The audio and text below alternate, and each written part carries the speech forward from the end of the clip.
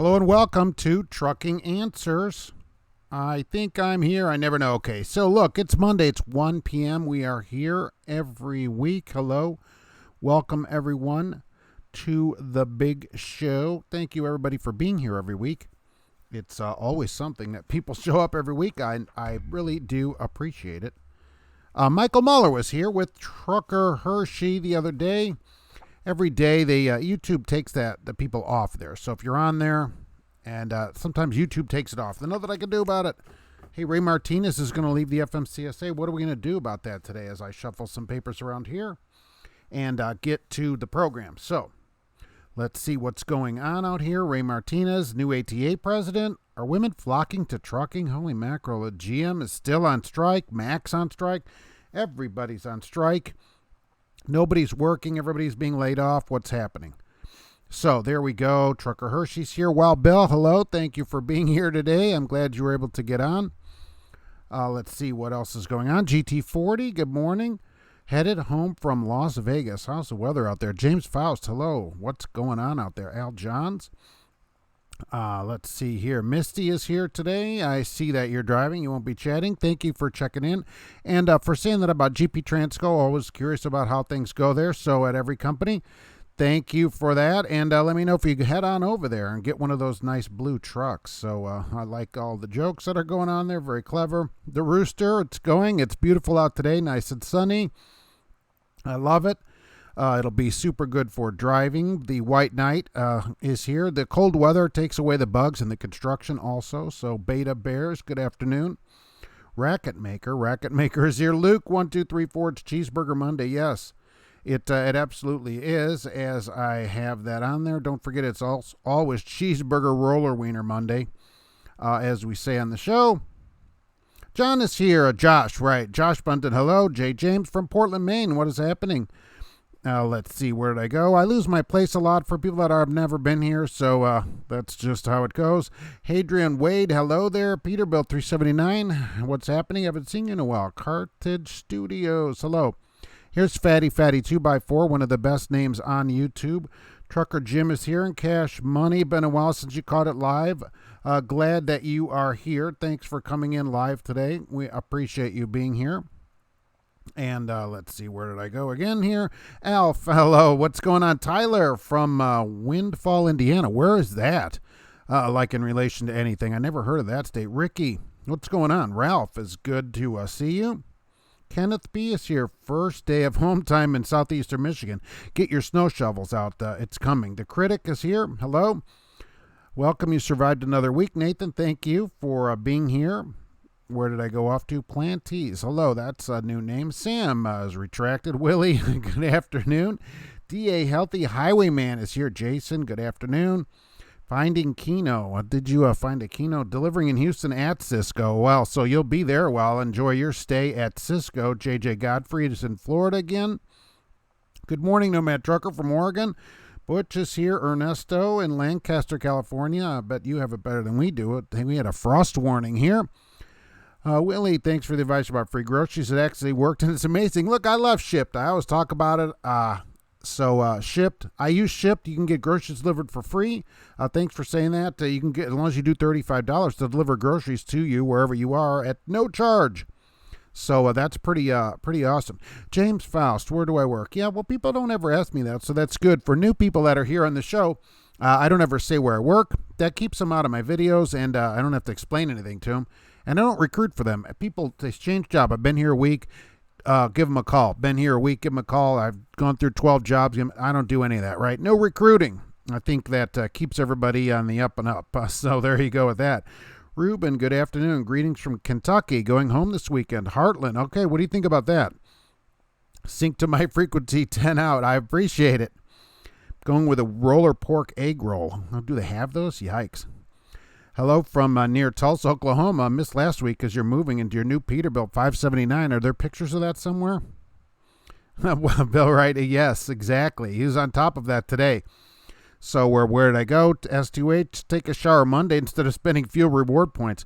Well, you could do both of those. You may want to get the roller wiener first and then get the wiener grease off of you. Wiener juice, as we call it backwoods. Love the show. Thank you very much.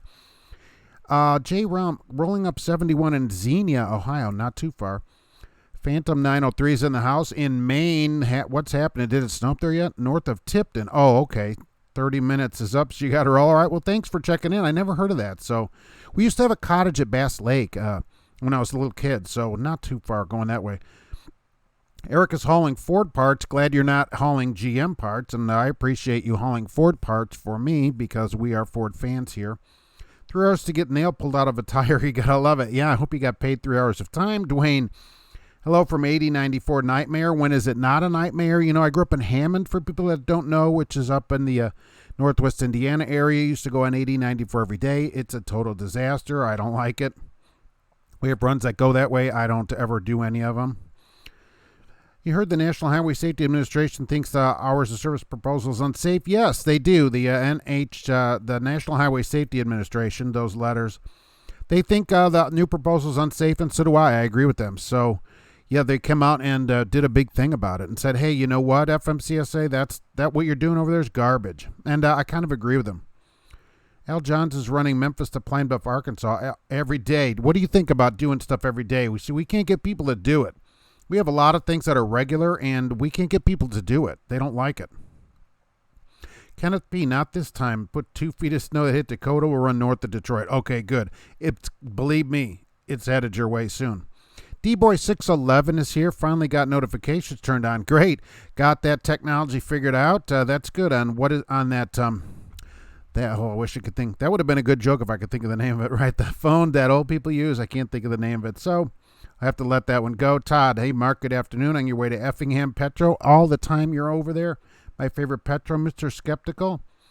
Oh, you went to Texas for the floods. I wonder if they had you doing anything. Or will you be headed to California for the fires then to go out there? Because I saw some of the highways are closed and stuff. Michael, good morning. It's good afternoon for me. Yes, you're in Albany, Oregon. Wow, at the Loves. Yikes. Finishing up at 34. Boy, that is, hopefully you get a load to like North Carolina from there.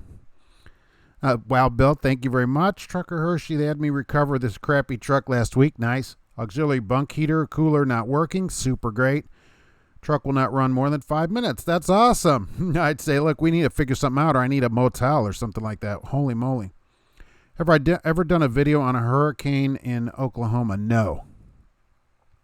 Backwoods Northwest, good afternoon from the Pacific Northwest in Washington.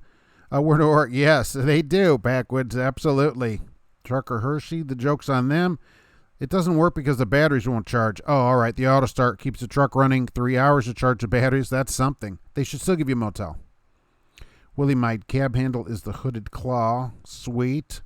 Jay's in Alabama. Josh, just an FYI, I work for everyone. Well, I try to work for trucking. Unlike the new ATA president, if we saw that, there's a new president of the ATA, Randy Gulliot. He runs Triple G Express, if you've ever heard of it. And the quote from him, I love it, because I always wondered, do these people drive? He said, as he was growing up, this is a quote, drove a little, also worked the docks a little, unquote. Love it. So that's who's running the ATA now. James Faust, are the cats working today? It's a holiday. No.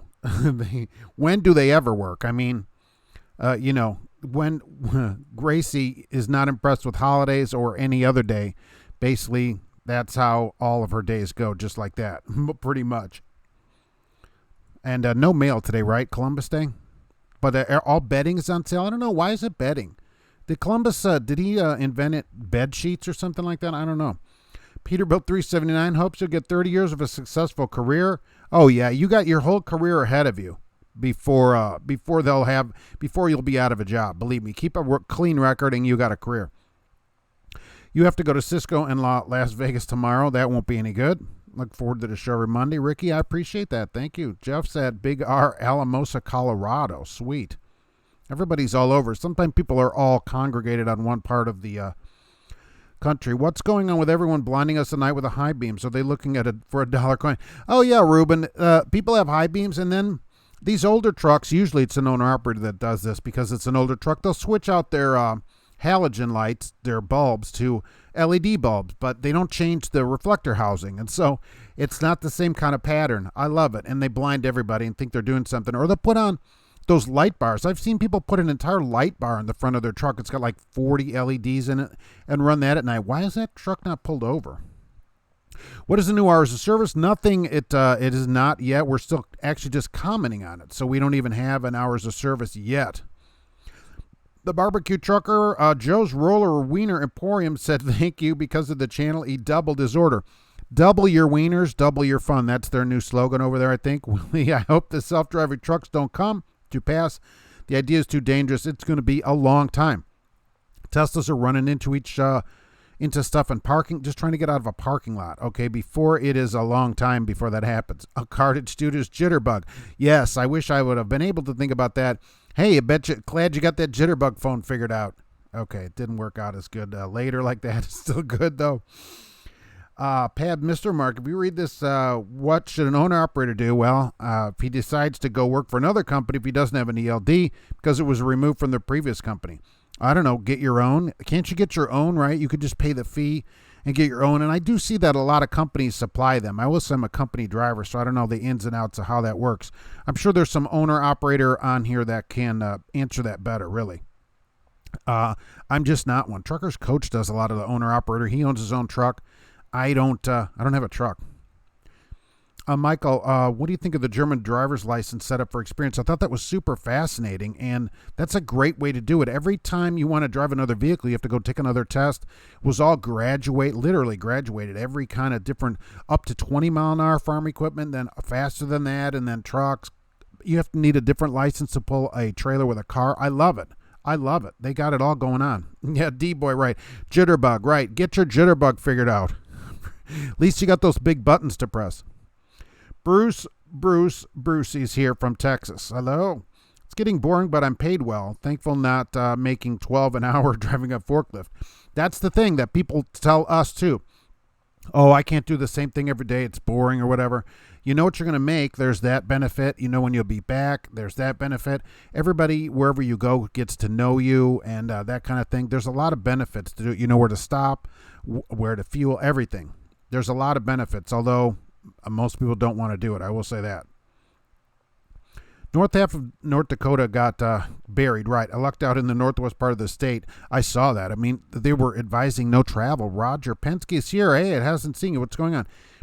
Beat me, hurt me, steal someone's identity. Sorry, I missed the last 2 weeks. I heard last week's show. My services were required. They were. I was looking for your services, and you weren't there to provide them. That was really something. Christopher, hello from Waverly, New York, today running I-86. Well, at least it's not New York, right? Mr. Skeptical, I wondered that. Okay, so you're keeping an eye on California. I think that's going to be your next assignment out there. Stay Mav, have you ever seen the news article addressing the low pay of truck drivers? There's like one every week, the low pay of drivers. I think the pay is probably half of what it should be to get people to stay gone like that. Absolutely. I mean, 100 to be away from your house doesn't seem like it's unreasonable. And it's a lot less than that at some companies, sometimes a third of that only. I may end up that way for work. Drove a little means he failed CR English training program. Nice. Yeah, he's been, this is a family owned, that is good, right? But Triple G Express is a family owned company, 50 years or 60 years or something like that. Generation after generation is in it. Really, he's in banking and sales. Okay, that's what his degree's in. He even worked for a Federal Reserve Bank. So he's worked for the Fed, and he, quote, drove a little coming up, but that's it. So he's not a driver either. At least he drove a little. I guess that's probably more than most ATA presidents who drove none. So I guess that is a step up maybe. Texas Trader checking in from Cincinnati, home of the best chili in the country. My opinion, are newer trucks worth buying? Your dad told you the best to buy used pre-emission. Well, look, for me, I like to have a new truck and a new car because I don't want stuff to break down. So, but that, it's all personal. People, buy an older pre-emission, but you got California giving grief about this stuff, which could go across the country, and it's going to break down at 06. That's 13 years old. That's really old for a semi. So for me, no. You'll have to decide that. I'd rather pay more, to have a payment and pay more personally for something like that where it's going to run better every day. How are those LED lights legal? They're not. Generally, they're not. They're not legal. People just add them, stick them on their truck. So yeah, but they're not legal because of the light pattern that they put out. Greetings from southbound I-15. Pickup in Vegas going to Los Angeles. All right, that's not a bad day out there.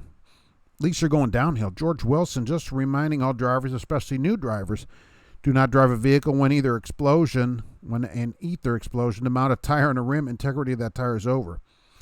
I don't know exactly what you're saying. I will say that I've had tires put on the side of the road not that long ago where they fill it up and explode it, mount that thing on the rim. I'm like, holy mackerel, I thought this ended years ago, but they still do it. Nomad says, most places lease on supply it. If they don't, you're independent. You just buy your own. I thought you can just get your own, right? I see all these companies supplying one. I don't know. Phantom 903 uses Keep Trucking. Would you recommend that as a good one? And how much? Okay, let's ask this. How much a month is an ELD system? Did I see where Tesla electric cop car batteries died during a pursuit? Yeah. Okay, so a town in California's got a Model S. Police car, $80,000 police car, nice. And they went after somebody, were chasing him. The Tesla ran out of juice. And people said, oh, you could run out of gas too, right? But they don't require the Tesla to be charged up before the shift. It only requires it to be half full. And it's only a suggestion because they talked to the chief there. Why doesn't this car go out full of juice? I don't understand. He had to go to charge it up for 45 minutes and get out of the chase. Yeah, it's just ridiculous, right? And sure, a police car could run out of gas. I agree with you. They should all leave full of gas, and the Tesla should leave fully charged from the police station. Urban Cowboy, hey, what's going on? Pabs, you're quite welcome. Cash Money, are you dedicated at your work? They don't think so, but I'm kind of dedicated to it. Certainly, they would probably tell you differently. Yeah, we have some dedicated stuff, and I think it's the way to go. It smooths out your check. You know what you're doing. You know, I like it. It's not for everybody. I agree. Willie would knock this truck speed up and force the cars to slow down. They're the biggest source of headaches. Well, that'd be a bigger headache. I would have everybody going the same speed. But, yeah, I agree with what you're saying. Everybody should be going the same speed, and they're a huge problem. Totally agree. You can't. Why are cars merging? And so you get over, and then they sit there going 65 and a 70. Get going. It's bad enough when trucks do it. James Barrett, greetings from Florence, South Carolina, heading home to Clovis, California in a few hours. No Fresno jokes, please. All right. We'll keep the Fresno jokes to a minimum. Did Rush Trucking file bankruptcy? James Faust, did they file bankruptcy? Does somebody know about that? Either that or make your truck go supersonic. That would be something. Backwoods trucking may get boring, but it's better than working hard labor or working in Alaska, doing 16 hours a day, and you only get one lunch break. Right, exactly. I don't find it boring. It's just like any other job when you do the same thing every day. I think it makes your job more efficient. You're better at it. People know you. You know the road. I think it's a good deal that way. Looking for a load. I'm in Denver to Texas. All right, Marty. Well, we'll see what we can do about that. Backwoods, yes, they pay should be better in trucking, but it's not the hardest job. It isn't. It's the time factor. I mean, you're gone the whole week. Nobody lives at their office for the whole week. They get to go home. So I think because of that, you're asking people to literally give up their whole life for a week, 2 weeks, longer, sometimes longer than that. So to ask someone to give up their life, that should be worth some money. It isn't the job as much as all the time. Trucker JP, sorry you're late. Been helping your student get loaded. All right, thanks for being here. Couple demerits for you. Michael Cole on my home time, so everybody from Borger, Texas, no roller wieners. The wife is cooking. Why can't she cook roller wieners?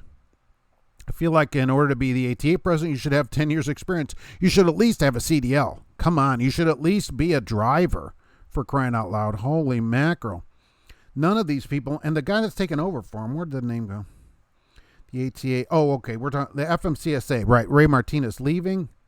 The FMCSA also. And the guy taking over for him is a lawyer. Love it. Amazon is going to change the game in trucking. They're getting their own fleet. I did see that. They're buying their own trucks. Absolutely, right? It's tough to get people on the market, on the boards and everything. It's easier to run your own fleet sometimes like that. They do. They have their own fleet of... I saw a bunch of day cabs. I don't know if they're going to have anything else. So a lot of the moves that'll leave their warehouses will go on their own trucks now. Somebody was complaining about the low Amazon freight rate won't have that problem anymore. The freight won't be there at all. How about that? I know all about working in Alaska because that's where you've been doing for a couple of years. Finally going into trucking. All right. Do you still live in Alaska? Didn't you? No, right. Okay. But congratulations. Where are you going to go trucking? In one of the mega carriers? When do I think Michigan will be in pip smears? I don't think that's going to happen. Certainly a little starting fluid will shield a bead. Too much will blow the tire, yes. But it's pretty dramatic if you've ever seen it. They squirt some in there, and he's like, get back. And it blows the tire right onto the bead. Caleb is a little late. Thank you for being here. Roger Penske, stop at Mad Greek for a gyro headed out of Vegas. Baker's, California, gateway to Death Valley. Home to Alien Fresh Jerky. Mark, why can't you read? Because you went to public school. The bigger headache is the owner-operators try to save a couple cents and going 20 miles an hour under speed limit. I see that once in a while. I see that, especially at night. I'll see that because they figure there's less traffic. So you come up on somebody going 53. I've seen 53 for an owner-operator. I'm like, wow, what is the point of that? Headco, Mark and Trucking Answers crew. Hello, thanks for being here. Esteban Omnitrax is your ELD provider. The basic service is $28 a month, and the equipment was given to you. All right, so is that so less than $1 a day, right, to run it? Is it run good? No problems with it? I mean, if it always is having problems, then it kind of defeats the purpose of it, right? What do you think, Crete Reefer, dedicated Mars account, 95% drop and hook? I think that's something I would like. I mean, but a dedicated Mars account is different than a dedicated run. You're dedicated to Mars. So at least you have one customer, though, and mostly drop and hook. I mean, that's going to be better than general freight. General freight's got to be the hardest way to make money in trucking. You never know where you're going next. Never seen an owner-operator under 20 under that we lease up from Prime. You know, there was a Prime that passed me on Friday night coming home. I couldn't believe it. 67 it was showing on the display there. So that was pretty impressive. I wondered if he was going to get in trouble. I actually thought about that. When you make friends with shippers and receivers and spotters and you get in and out faster. Yes, depending on what you're doing there, when everybody knows you, bring in some donuts every once in a while, and you would be surprised how often that works. I love to drive and see the country, so trucking is a perfect job for you. Yes, absolutely. You can get paid to take off around the country. Heard Amazon is a crap company. I don't know about their trucking fleet. They haven't hired anybody yet, really. The perfect wife would be a driver. She'll be gone weeks at a time. You might miss her. Yeah, well, they said, too, this week, that bring that up, that women are, quote, flocking to trucking in an article. Are women flocking to trucking? I mean, some people's names, don't say what sex they are. So are there a lot of, they said 7% now are in trucking. Do you see women flocking to trucking? We don't certainly see any. GP Transco put out a good video about their groundbreaking ceremony. Yeah, that was pretty good over there. I did see that on their channel. I'm a subscriber over there. Your thoughts on Schneider? Well, see, for a new driver, Schneider, I'm just not a big fan of it because they pay household goods miles. And so you're hosing yourself 10% on your miles because practical miles are the way a truck would go, a route that the truck can take. Household goods miles are just the shortest route that you can take. Some of them aren't even truck routes, and Schneider still pays the old way. And that can hose your check by 10%. So if you went somewhere else, you're likely just to get a 10% raise, even though you're getting the same pay per mile. It matters. Amazon has not been too long started running their own trailers. Yeah, I've seen their trailers being pulled by owner-operators. ATA is proposing a fuel tax increase to fix infrastructure. Yeah, what do you think? If it went straight to infrastructure, would that be a bad deal? I mean, I'm all in for, let's put $1 a gallon gas tax on and fix the roads, if it actually fixed the roads. I agree that time is a big factor. You'll never be able to get that time back. Yes, just because of that one reason, you fly to Alaska for work from Seattle. So it must pay really good to go up there because the whole time you're gone. It should be the same thing and trucking. All of your time that you're gone should be paid. And I really think, 6 figures should be 100 for everybody to get started, and then more the more experience you have. G Friday, great show. Thank you very much. I appreciate it. Josh. That fresh alien jerky where the Area 51 raiders couldn't get away. Those are the ones that they caught a couple weeks ago. They can't kill all of us, though. I have to watch Prime trucks doing 55 on I-10 causing a hazard. Oh, my gosh. Down there, that's crazy for them to do that. Everybody should go the same speed. That'd be the safest thing to do. Hey, Mark, remember last week you're asking for a new Pete? Yes, 579. are you driving it? What do I think about Crete? Well, they're not paying household miles. They weren't that forthcoming with me as much as I would like, but they do run a big place over there. Got me a new truck Wednesday. All right. What do you think? Was it worth waiting to get that truck? Brand new, had 1,400 miles on it due to delivery from Texas. Yeah, they drove it up. Some goober drove it before you. Now it'll be only your truck. Time to buy some lights. I saw Prime this week over 65 as well. Yeah, what is happening at Prime? They turning their speed up. Is that so students can get that 30,000 miles quicker? You saw a Prime truck on American Truck Simulator. They probably pay to be in there. And I bet they do pay to be in there, like product placement. You're stuck at the Coca-Cola plant in Howard. Probably 6-hour wait. What the heck? I thought it was the real thing over there. Why does it take so long to get you loaded? Many different drop places. Reefer, always heard horror stories. I liked Reefer. Always on the road. I always tell people Reefer on the road because I always got the longest miles on the road for Reefer. So you only have to unload every week. It would always be coast to coast. That's how I found it. Prime has independence at 78%, but you never know what kind of load you're going to get. Do I run a day cab? Oh, day cab or sleeper? Day cab, baby. Michael, semi-truck driver, good morning. Good, thank you for being here. Nomad trucker, reefer, detention for hours. I never had that much problem with it. If you're at a good place, right, you can get a lot of drop and hook, and even if you have to wait there, you've driven the whole week, you have 3,100 miles, then you sit 4 hours to get unloaded, so it's not as bad as, loading every day for 4 hours. I've been known to flock women, maybe, right? Schneider pays as the crow flies. That's the problem at Schneider is, say it's 40 cents at one place at Household Goods and 40 cents at another place, Practical. It's an actual maybe 10% as much on your check at the end of the week for the same amount of miles to get the Practical miles. That's why Household Goods, it's an old way to pay. They always say they don't have any way to do it, but they're almost the only one paying it anymore. Portland waiting for hours in dispatch. Yikes. Well, at least you're not sitting and waiting for a load at a place where being loaded with Coca-Cola. Not sure if it work out for Amazon, especially when the union starts sticking their noses in. Oh, they won't be union over there. Crete pays Practical, address to address. That's much better. That's the way it should be from everybody. It should be hub miles, let's be honest. But we got to stick with Practical because hardly anybody gives you hub miles. Looking at a company paying team 70 cents split. That's pretty high money. So as we say, you'd have to get all the details. Is it actually 70 cents? Is it, no empty miles? I've seen a lot of that where they say, okay, we don't pay empty miles. Is it the first 100 miles are free? I've seen that too. You got to get all the details because it says a high amount of pay. That may not be what you end up getting paid. Hey, made it to the finish of the day here in Floyd, Iowa. Stephen, all right, Floyd, Iowa.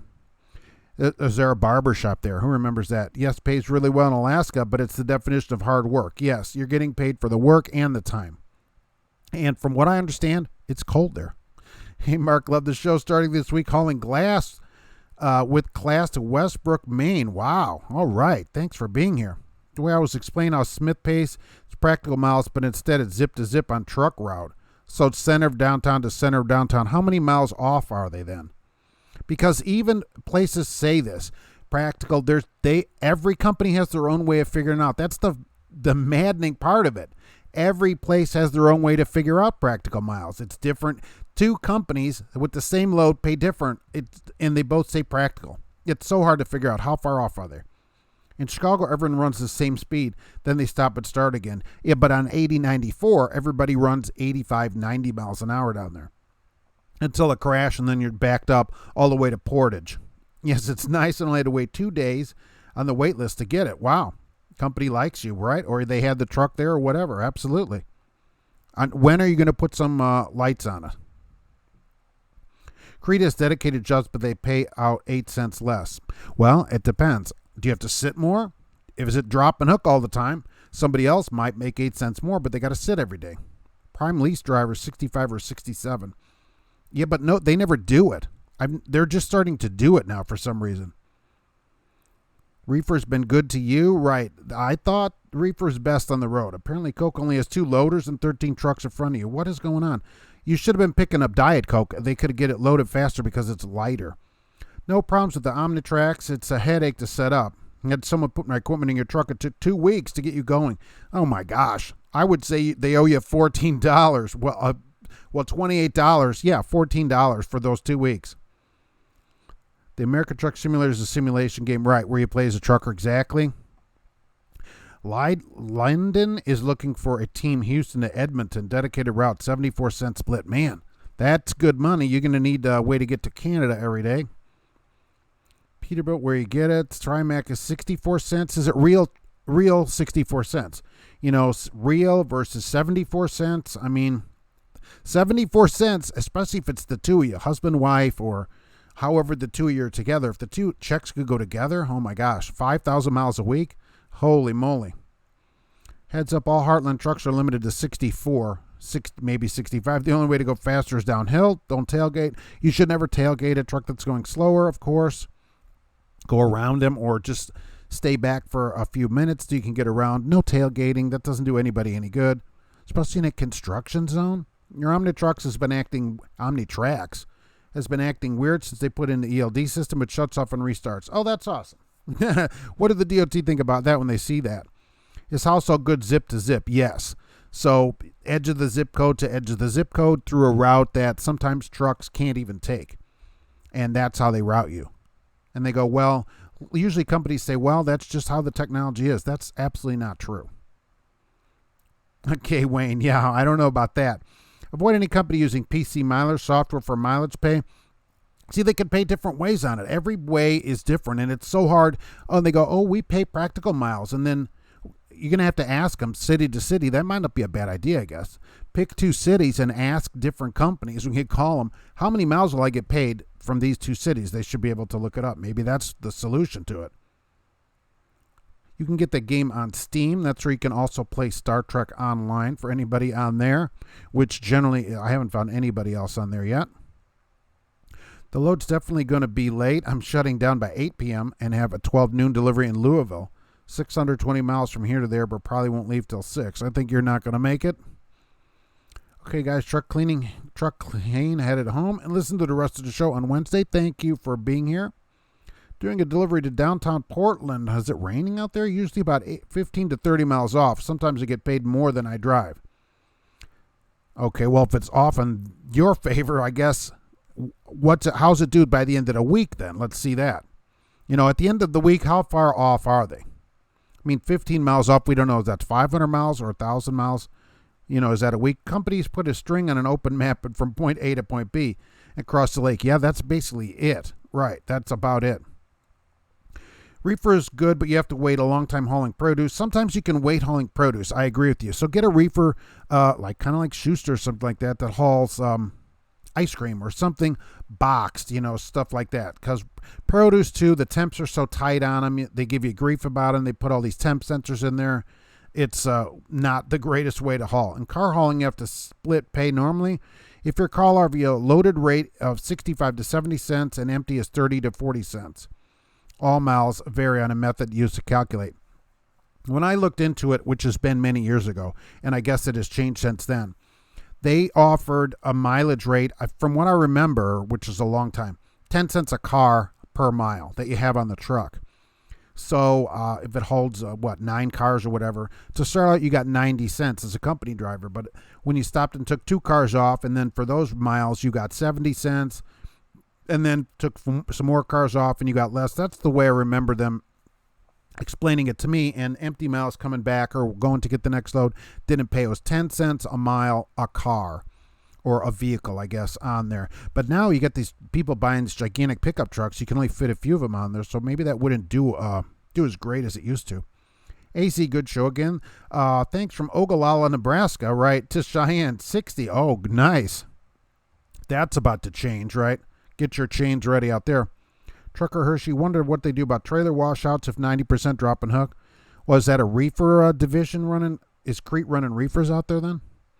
And if it's 90% drop and hook, you probably have to bring one in, that is clean. Rain-X all your windows and mirrors, well worth it. Absolutely. I run Rain-X windshield washer fluid year-round in my cars and in the semi, which I provide, even though the company provides their own garbage windshield wash fluid. Mark, question, how come if I take a 30-minute a little early in your first 8 hours. It seems like, though, as you shot yourself in the back end. Well, if you take it too early and you're going to 8 more hours of work, you're going to have to take another one. So you're going to have to plan it out so that you only need one break a day during your day. When they change these rules, if they ever do, the 8 hours will only be after 8 driving hours. So certainly most people won't have to take 2 breaks. Well, they won't have to take 2 breaks a day. It will only be 1 break a day. So that, I think, will work out a little bit better for people. Prime lets you drive up to 67 as long as your mileage is good by the end of the week. So that might have been ahead the last stretch.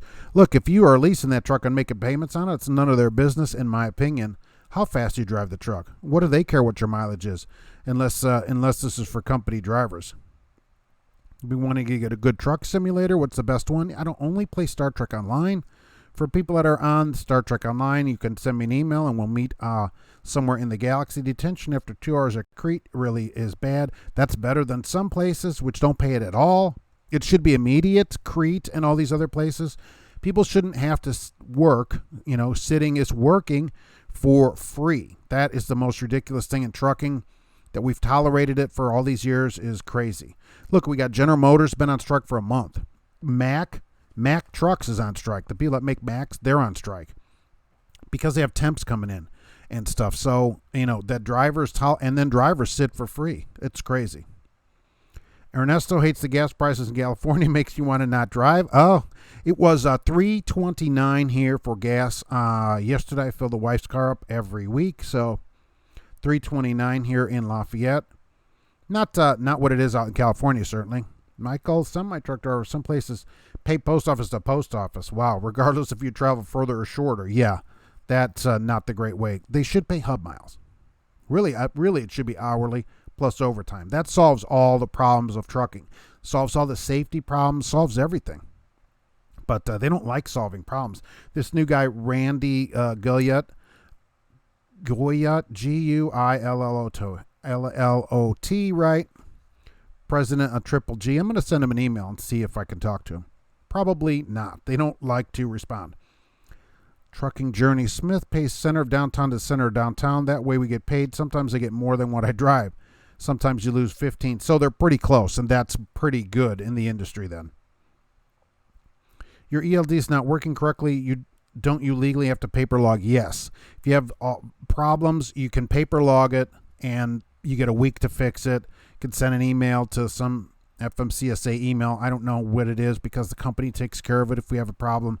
But yes, you have to run a paper log then. And you're supposed to recreate your last, 8 days of logs or whatever because you need to show that to the nice officer. So I don't know how that exactly is supposed to work.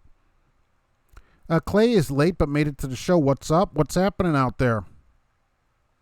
I heard the Starship Enterprise is a super that's why it went so slow and it took them forever to get back. Yes, exactly. And that's why he was so mad, yelling at Con. He just couldn't believe that he had that Super 10. About how many miles do you drive a day do I work every day? I do work every day, right? I do about 400 miles, maybe a little bit less per day.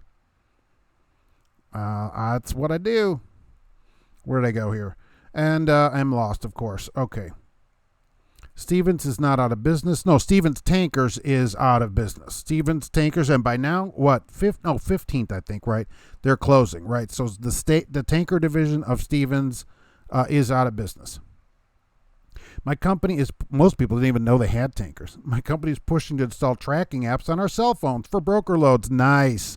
Wild Man, who is another wild on here. Okay. Telling us we may lose loads and not get layover pay if we do not install it. I love it. I love it. That's great. What are you going to do about it? This is on our personal cell phones. No. I tell them no. That's your phone, right? They can give you a phone to put that on. Otherwise, who knows how they're tracking you? Who knows what this thing does to your phone? That's the problem I have with it. You install this goofy app thing. I mean, especially your company, meaning you're a company driver? No way. Tell them, hand me a phone or get lost. That's what I think about it. Just Stevens Tanker Division is out. Yes, exactly. Stevens shut down the tanker division, which is dry bulk running sand in the oil fields. They did. Do I play Star Trek on Xbox? No, I play it on PC. Star Trek Online on PC for anybody out there on PC. They don't match to Xbox and whatever the other one, PlayStation. They all have them, but I'm on PC. I don't go far from a Mack dealer. Heard nothing about no strike. It's not the dealer that's on strike. It is the manufacturing plant that is on strike where they make the trucks. The dealers, as far as I know, are still open, but they're going to have the same problem as GM if they stay on strike. GM's been out a month, and now they said people are having problems getting their cars fixed because they're not making parts anymore. So if they need a GM part, GM's not making any more parts. So you may have to wait. Who knows much? They just said that the union has a 60-week-long strike fund left. So it could be another year. That'll teach them to put temps in there. Of course, the union let them put temps in there a while ago, so they shouldn't have done that. Ernesto, it's $4.23 in Lancaster. Some places are closer to $5. Wow. How much is premium out there? That's what the wife's car takes? What? So it's $5.50 for that? Yikes. Your thoughts on big carrier benefits? Yeah, the bigger the carrier, usually the better the benefits. That's the upside of a large company. You get a lot of benefits. And usually they're cheaper because it's a larger place and they can spread the costs around. The downside for some people is they don't care about you, but they also don't know who you are. Some people like that. Companies advertise it. I don't care if they know who I am. I just work there, so it's okay with me if they never know my name. But you get a lot of benefits. You get benefits you don't get at a small place. Unemployment or, short-term disability, vacation, holidays, all that. A lot of places don't pay it. You need a larger place to pay that. Diesel was $2.89 in Central Texas last Saturday. Oh, pretty good. $2.25 a gallon in North Carolina. Pay by the hour is the best. Pay by the hour with overtime is the way it should be. Then you wouldn't have a safety problem. Would you speed? I doubt it. Would you worry about sitting somewhere? I doubt it. So we still need paper logs as a backup. You are required to have paper logs with you if you're running an electronic log. Everybody should go, if you don't have it now, go buy at the next time you stop a paper logbook and throw it in your truck. You are required to have that with you. What are my thoughts on Mercer? I don't know anything about Mercer. Isn't that owner-operator company, Mercer, or mostly owner-operators? Do I do the same place every day? Yes, that's the way to do it. Oh, man, if your company doesn't want to lose those loads, they need to pay for a phone. Exactly. Al, exactly. Right? They need to provide you a phone or some way for them to contact you if you're a company driver. Absolutely. I didn't know Stevens Transport had gas tankers. You've only seen the reefers. These were bulk tankers out in the oil fields. But, yeah, most people have never seen a Stevens tanker, one of their shiny tankers, and now they'll never see one again. I was reading an article about people just getting a CDL in February 2020 and will now have to take a mandatory federal class to pass a federal test before taking a state test. I'm not sure what you're saying. What are you saying about that? You're required to have 8 days of blank logs. Yes, I just tell people get a blank logbook. Hey, Stanley, waving from Billings, Montana. What's going on up there? Holy moly. I'll listen to you, but I've got a 2-hour drive from Waterford City back to Minot, driving a small 1-ton dually with a gooseneck. Wow. Well, thanks for chit-chatting here for a while. Michael, if it's your phone, you should be able to restrict permissions with a partial tax write-off. If it's a company phone, I can understand the deposit, but at the same time, neither should be forced. It should be a choice. I don't allow the company to use my phone for stuff. If they want me to use something, a broker, which is their load, they can provide a phone. Okay, they provide the phone, and I write my own phone off anyway as a tax write-off, so which you do as driving. So on the toilet in my own home, enjoying the segment, well, I'll take it. I agree on 8094. I avoid the bid runs that go out that way. It's horrible. Going up there day or night, any accidents or whatever, and I lived up there, so I don't even like it just on Christmas going up there. Barely. We'll go up sometimes 41 to go back home up there and visit everybody. I don't like it. You're going up there 80, 85 and being passed. These cars, a 1986 Caprice with 29-inch rims is passing me up going 100 miles an hour. Come on. You have a $400 car and $3,000 of rims that are rented from Rent-A-Rim, which they have up there. You can rent your rims with easy weekly payments. I said the same thing about the broker tracking on my personal phone. No way. Give me a company phone or pay your bill. You got a company phone. I don't even like them paying the bill. I still don't want them to have access to my phone. Like they think that that's okay. So I want a person to give me a phone. Wow, Bill. Why premium? Will the car run in other types? It does run a regular to Escape. right, with the 2-liter turbo in it. And so Ford, like in the owner's manual, you get your best performance on premium 93 octane fuel. So I always run premium in it unless it's super cold out. Because, right, octane is a measure of how the fuel burns. The lower octane burns easier. That's all it is. I told my company I would not install. They said, fine, it's not mandatory, but you may end up sitting a day waiting when we aren't paying layover. Oh, okay, I'd say, oh, well, good. I'll use the phone that you are not paying for to get another job. And I totally agree with you. Apply to a new job. Right. That'll be that day when I leave. So keep that in mind. I totally agree.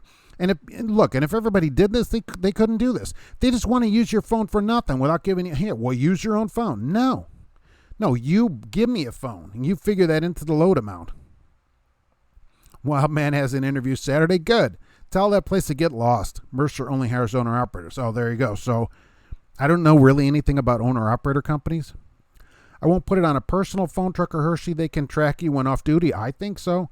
Can leave the company phone in the truck when you go home. Yeah, it's their phone. Exactly. Or you turn it off or whatever if you're taking it with you. Who knows what these apps do? What if it takes your data and sends it somewhere or whatever? No way. Beta's out of Sunoco and north of Houston at $2.56 for diesel. That's pretty good. Is 30 an hour a good starting wage? Yeah, that's excellent money, right? Trucker Hershey, depends where you live. I don't see that too often. I guess maybe in LA it's not great. Luke, I have an hour and 33 on my log to make it 85 miles. Wow. Should you go for it or stop at a service plaza? Well, it depends how fast your truck goes and what the traffic is like on the way. What does Google Maps say? Are you going to make it? Stevens has some water tankers. I saw them when they first started the tanker division. All right. Those are probably out too. They did say they're closing the whole tanker division. Trucking should only be 10 months a year for the driver physical and mental health sake. Wow. Well, I guess we could all, be off at different times. Dwayne, 86 Caprice with 29-inch rims. True story. And they're rentals. Rental rims. You'll never average a speed limit. If your speed limit is 60, you'll likely log 57, 58. It's going to be close. CarMax car haulers pay by the hour. Oh, that's pretty good then. I see them around sometimes, though. James Faust, rent a rim. You know you want to go rent some rims right now. They will rent you rims. Stevens did have a water hauling permit. Okay. I guess they're getting rid of that. You're also required to have ELD instruction card to provide an officer while seatbelted. Yes. You also have to have a card to give the officer if he asks for it that explains how to use your ELD. You're supposed to have the owner's manual to it as well. The manual that should all be in your truck to your ELD and a card. Say, here's a card. Ours are laminated plastic card that the company made to hand out to the officers. Absolutely correct. Right. And, of course, blank logs. Your Corvette does not knock or ping on the cheap gas, so you run that. But your Corvette is carbureted, right? Your Corvette doesn't even don't I remember that? Isn't your Corvette a carbureted Corvette? Beautiful day in Southern Oregon today. That's awesome. Truck shop should have rent a chrome. Oh, rent a chrome shop. We should start that. Maybe we could have rent a chrome. Then we just go around repossessing the chrome when people don't pay for it on their England trucks. California is just a horrible state for truckers. I don't know why people go there anymore. There's laws are so obtrusive in there. Pretty sure California is bad for everyone except the politicians. It's so horrible. It's beyond me why drivers slow roll instead of parking for a day or two. Slow rolling angers the public and doesn't make a statement. Exactly. What did these 40 drivers, and I say 40 because that's what they said, that they had in Washington, D.C. on 10-4. What did that do when they slow rolled down to the truck stop in Virginia? Nothing. It didn't do anything. Where does CarMax run? All over the country, I assume. They have CarMaxes everywhere. I've seen their trucks because there's a big one in Indianapolis. So I've requested that my company track the ELD tablet instead of my phone. Yeah, don't let them use your phone. They just want to do stuff for free. No way. Prime drivers have been slow rolling for years. Yeah, too bad they're not protesting anything over there. Fights, just saw another YouTube trucker channel that Halliburton just laid off 650. Yeah, I had that written down. Halliburton is laying off 650 people in the oil fields. Now, it's not just drivers. It's oil workers and drivers. That is true. So that's a slight layoff of people. Yeah, but Halliburton is also saying that they can move. So they said that there are jobs available in other locations and people would be offered the ability to move. And sometimes you might have to move for a job. Look, there's no set thing in trucking in any job. Nothing is set. It's not stable. Nothing is really stable.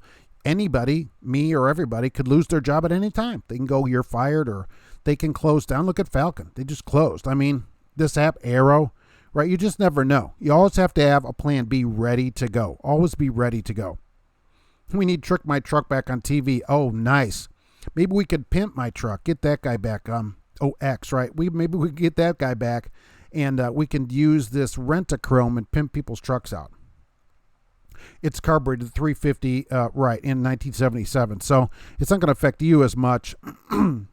But the computer in this does say, absolutely, run premium if you can find it, because that's what it's set to run on. That gives you the best horsepower and fuel mileage and everything. It will change the timing, just like all cars do, if you don't have it. But I run the premium. You only need high octane when the compression ratio is high. Supercharged tend to be designed with low compression to accommodate the boost.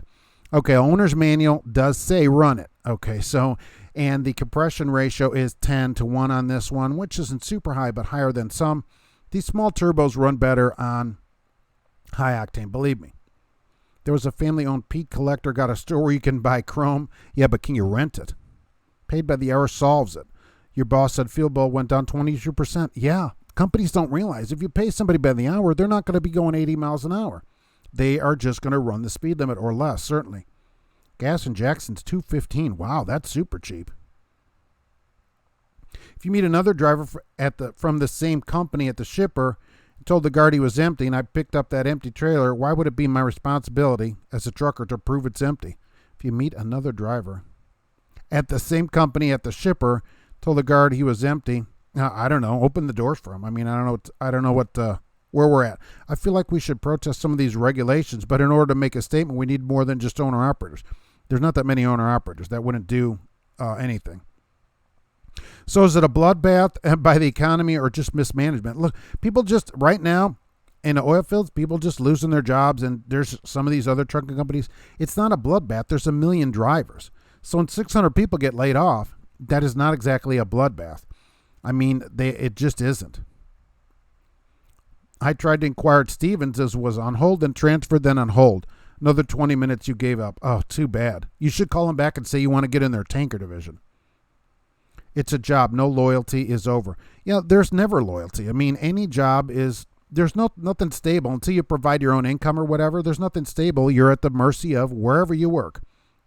Halliburton or any company. You could be England could close tomorrow. You know, any Swift can close. We don't know. Any place can close. They can just fire you, whatever.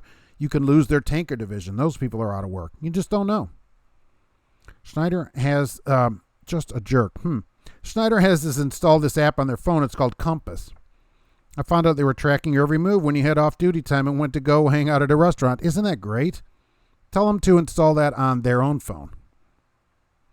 They have rental chrome rims in the hood. They do. You can rent a hood. I have seen that. When you have an accident, I've seen rental hoods. But yeah, look, I've seen these cars, and there are chrome rental shops. Okay, so there are these chrome wheel rental shops. You need some rims, they got them for you. You're all talking about that Driver Pulse app. You have that on your phone. Look, this kind of stuff, where these companies put this out, I won't put that on my phone. I wouldn't do it. Oh, you can get your pay and all that. I don't care, right? I'll get my pay when you deposit in my account. Okay, Clay, the guard demanded you open the door so he can look. I told him to open the door and look. He said he doesn't get paid for that. I told him I'm not the one wanting to know if it's empty. That's pretty awesome sitting here reading it, but probably at a guard shack, that's not a great idea. Let's see where that went off to. What are you gals' thoughts on ending over the road and relaying everything? That's coming. That's going to be the solution to all this. Look, relaying, some companies do this. Swift does this a lot on I-80. I've seen a lot of these. They run day cabs across the country. Person drives to their time and they have a setup where another person is waiting there to go on, kind of like Greyhound. They take the truck and go on. That person goes in a motel. That helps the load keep moving and people don't have to wait. And so relaying is not bad. Relaying it'll work for a lot of stuff. It depends where it goes. A lot of this dedicated, large Fortune 500 stuff can be relayed. It can be. Relaying only works for FedEx because they drive the exact same places. Yeah, for any place that has a regular run, relaying can be a solution. What if you had a 500-mile run, went out, and then 250 miles back, you're home every day and still got your same miles? On one hand, they complain about how fast the trucks go, but on the other hand, they want to pay drivers by the miles. Yes, exactly. It should be by the hour with overtime. Why drivers go over the road chasing the same money you can make local is beyond me. You can make over the road money local. I see tons of ads all the time, and people think like, so you, even if you made more money over the road, you're gone. Okay, your time is worth something. So per hour, you don't really make anything on the road. You don't. And irregular freight on the road, where if you don't have a dedicated account, you have no idea how much you're going to make. It's a very tough way to make a living. That's why it should pay twice, at least, what it currently pays. If it paid $2,000 a week to start, it wouldn't be that terrible as it is now. If you're on the shipper's property, you have to make sure someone didn't throw stuff in the trailer before you hooked it. Yeah, I think that arguing with the guard, although funny here, probably not the best way to get out of there quickly. You also have a situation where drivers keep equipment on the trailer, on like a flatbed. Yes. Nick, hey, what's going on?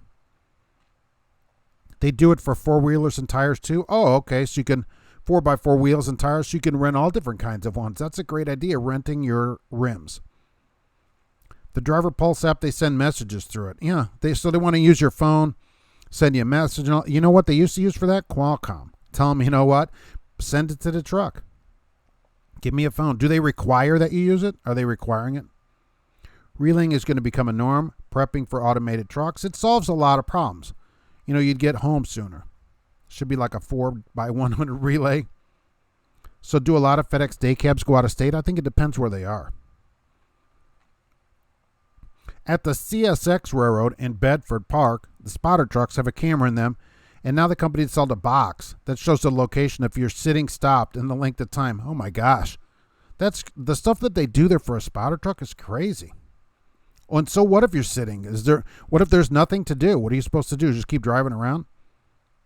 They only drive the truck to the state line and swap trailers. Gunshine State Truck Relay is very bad. Ask any company driver that works at Trans Am. Well, it depends. They're not relaying a regular run. If Trans Am makes you sit on it, then it's a bad idea, right? What seems to be the problem? Let's ask you. What is the problem there at Trans Am about it, if that's where you are? Being gone doesn't mean anything if you're single with no wife, even a girlfriend. It still means something. It's still your time. Your time is still being used by a company for work, and it should pay. You know, although being single, that's the only way that you should get started in it. If you're 21 and lived on the road for 5 years and saved your money, you could save up, you know, close to $250,000, maybe even more, depending what you did, in cash. And that's not bad at 26 years old. Jeremy Pocket Change. If a system, it's a system to get in local that pays anything. There's tons of local jobs that I see advertised that will hire people with no experience. What about TransFlow? Is that trackable? I don't know. Does that go on your own personal phone? Anything for the work, I don't want to put on the phone. What is the industry average sense for experienced drivers? What's my take on this? Depends what you're doing, right? Experienced are 50 plus right now, certainly. Women should flock back to the kitchen. I don't know about that. I use my load lock floor to ceiling with a small 2x4, way more sturdy. All right, we'll take your word for that. Someone was comparing truck drivers like dogs. They both sleep in a box. They both eat out of paper sacks, and they both chase cars. So that's pretty good. Wow, how is a driver like a dog? Right. They both do these things. That's what Gracie thinks about that. She doesn't like dogs. They can't even stop automated cars from wrecking automatically. Yes, it's unlikely anyone wants to be liable for an automated truck driving into a school bus. It's decades before this car. Teslas can't even navigate a parking lot right now. And transfer will not work if you turn off location services. Why they need that just for messages? Oh, that's a very good question, Trucker Hershey. Why would they need that just for messages? Why would they need that just for message? Stanley, I drove local for years and now over the road by choice. Look, and people love it. You want to do it? More power to you. I just think you should get paid, $100 to be gone. you're gone for a week or more at a time. That's your whole life. CSX has 10 working tracks. Each one is 6,800 feet long. We don't know how much that is in meters. Some trucks have kitchens. Yeah, you're still gone. It's the time gone. That's what bothers me the most about it. As soon as I gain money, I plan on being an owner-operator. All right, let me know how it goes. I'll still be doing a Monday show at that time. I don't think it's that big of a deal, except they know where you are off duty. Well, that's a huge deal. To me, they don't have any right to know where I am when I'm on duty on my own phone. That's my phone. The equipment that I need to do my job. If they need that equipment, because I'm giving them the bill so they can get paid, right? They can give me that equipment, which would include a prepaid Jitterbug phone or whatever it is they need to do it. See, I remember Jitterbug this time. But really, they can give you some kind of phone to do that with. Otherwise, that's their problem. I'll transfloat when I get to a truck stop. I think drivers should get more respect at shippers and receivers in terms of getting non-rude answers to questions like how long will this unload, offload, and where do you want it? Yes, you should. But the downside is the person behind the window is also being treated poorly, admittedly, by some drivers that come in. And people get back what they've been given. The person gets it, and finally it gets back. But I totally agree, right? We should treat the people there, though, with respect as well. Wild Mel, tell me if you don't want your layover pay or provide a company phone, you no longer require their employment and turn in a 2-week notice. Don't burn bridges. I don't know about that. Don't burn bridges. I don't know. You shouldn't. What I say, look, don't ever go back a place you quit. You quit there for a reason, and so don't ever look back. You're only looking forward. That's why the windshield is so big and the rearview mirror is so small. Stop looking back. Where I'm from, I see guys driving yard jockeys on the road. Yeah, they can. There's some of them have 2 speeds, and they have a road gear on them. Some of them cruise around. Yep. But definitely don't accept anything less than what you know you're worth. Absolutely. Oh, my gosh. Find guys with 20 years or less than me with 2, and it's sad that they accept this treatment. Don't be another victim. Yeah, look, people, you get what you will accept. You get what you will accept, certainly, in anything. Bridget, the new cat Bridget, who we're just fostering for probably till the next year, is here always checking out, eating her chow and checking out what's going on in the room. They don't get along well, I will say that. I saw a video showing Elon Musk lies about having his electric trucks out. Oh, those aren't going to go anywhere. Oh, my gosh. I saw a video about the fast lane car, maybe it was. Anyhow, they have a Tesla Model X, which is the SUV. They pulled a trailer. They were going to pull a trailer from Colorado to Oregon for some show they were going. What a total disaster. They were using a kilowatt per mile to travel. This thing has a 90 kilowatt battery or whatever. They had to stop every hour to charge it. You can't do that. If you're going to have a truck, people want to use the truck, and people forget about the physics of, doubling the weight and needing 4 times the energy. So this goes no way. No place at all. Well, the guard told me, I saw a video, right? Okay. Well, the guard told me just tell that trailer was empty, and the driver bringing it dropped 20 feet from the guard shack, and the driver was bringing me that empty from Chicago. He was being a jerk. I agree, but that's the person that can let you out of the place. That's the person that can let you out of the place. There are dozens of videos of Teslas and autopilot crashing head-on and wrecking into walls. Absolutely, right. They don't have this figured out. They're not even close yet. You honestly left him yelling and cursing me out. You don't want him to call the company either and say something and you getting, in trouble or whatever. The way I see it, it's a business contract between you and the company. If they aren't paying you what you're worth and you don't need, then don't need you anymore. You should look out for you because the company. Oh, no company's looking out for you. Everything's a business deal. That's why I just never got into the trucking's a lifestyle or whatever. I don't think so. It's just a job that you work and go home. And if it's not good, you go get one somewhere else. They won't let you use the TransFlow app because I won't leave my location on. Good. Go to the truck stop at TransFlow. Old timers use Jitterbugs? Yeah, oh sure. Jitterbug's the place to be, right? They got some of the best phones going.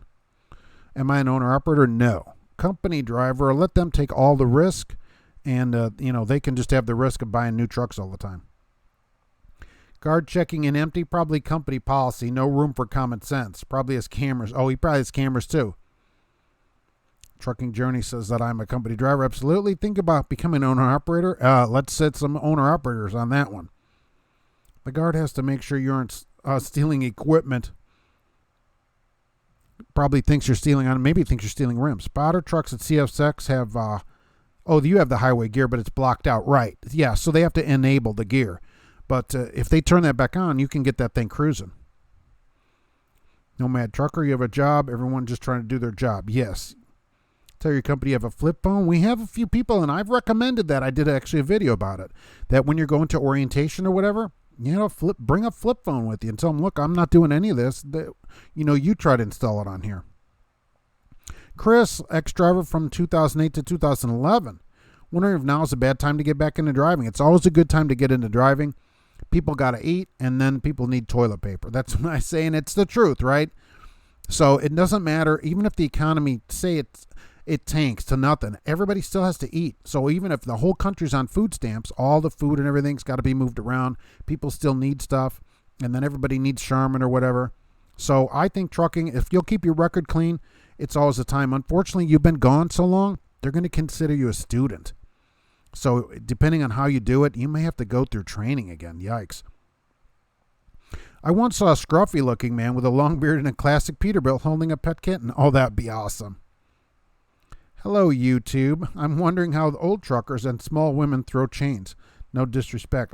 Women can throw chains just like everybody else. And what do you mean by old truckers? I mean, it's not that super complicated to throw a set of chains. And not that many people do it anymore either. Probably 80% of the people can't do it as it is, and most companies don't want you to do it. But I think anybody can do it. Wondering how right? Okay, Chris. There's a driver shortage. Yeah, talk to the ATA about that. Old men and small women with muscles. Right. I'd rather drive a truck than sit in a cubicle. There's no good at sitting in a cubicle asking your boss, "Oh, when can I go to the bathroom? What are we having for lunch or whatever?" At least you're on your own out here. Self-inflicted driver shortage. Companies wouldn't have a shortage if they paid better. Yeah. What if a company offered $2,000 a week to start for everybody that starts? Oh, they wouldn't have any more shortage there, would they? A truck is a cubicle. Well, at least you get to control your own radio. Oh, a truck is a corner office. That's better. Don't smaller trucking companies look out for like 5 or 10 truck fleet? Don't they look out like for their drivers? I don't think so. I mean, you don't get any benefits. Maybe they're nicer to you. You can talk to the owner, but you don't get any benefits. It's a trade-off. So you got a truck with 5 trucks, a company, right? And so you drive one of the trucks. All right. So the owner's there or whatever. You don't have any benefits. You may have health insurance, which is super expensive. You don't have any other benefits. Most small places, you don't have holidays or vacation. That kind of stuff matters. I see there's a driver shortage, but I also see many videos about the paper load dropping if you're an owner-operator. So is that any better than it was 10 years ago or worse? Well, if you're an owner, then that would affect you. As a company driver, I don't care what they get paid on it personally. So I guess if you got percentage, that would be a problem as well. But for me, it doesn't matter. So it depends what you're doing in it. Why do owner-operators take Walmart freight when Walmart underbids the market rate? Well, maybe they can afford... maybe they can afford it. Somebody that doesn't have a truck payment that gets 7 miles to the gallon can probably take a cheaper amount of freight than somebody that has a payment. So that's the upside of an older truck, is you can take the cheaper freight. So it depends. No owner operator should take freight. Even though I'm not an owner operator, it would seem like it's not a great idea to take freight that doesn't make you any money. If you don't want to lose money, that's not how. It seems like that's not how you run a business. I don't know. Maybe I don't know anything. Maybe you should take 40 cents a mile. I don't know. How come truckers and lumpers can't get along? Because we're paying them $700 to unload the trailer, and they're on meth, some of them. The barbecue trucker, the hair follicle test is said to be one with the most false positive. I agree. If you were to get a false positive, are you screwed? No, because, you might get fired for it, but it's not a DOT test. The DOT test is still a urine test, so I would gripe at them if they would put it on your record, and it should be like any other. I haven't taken a hair follicle. So who's taken a hair follicle here? We don't use it here. Do you get the split sample just like a urine test? Because in a urine test, it's a split A-B sample, If A is positive, they do the second test. Do they take 2 hair cuttings or whatever they do and say, will they test the second one? How does that work?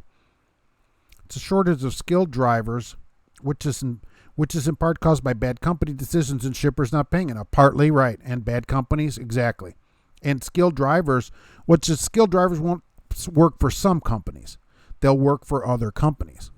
This depends what they're getting paid and, how they're treated. A skilled driver, once you have some experience and a good record, you don't have to get micromanaged and mistreated at a company and go somewhere else to tell them, look, I'm out of here. And that's, that's the way it should be.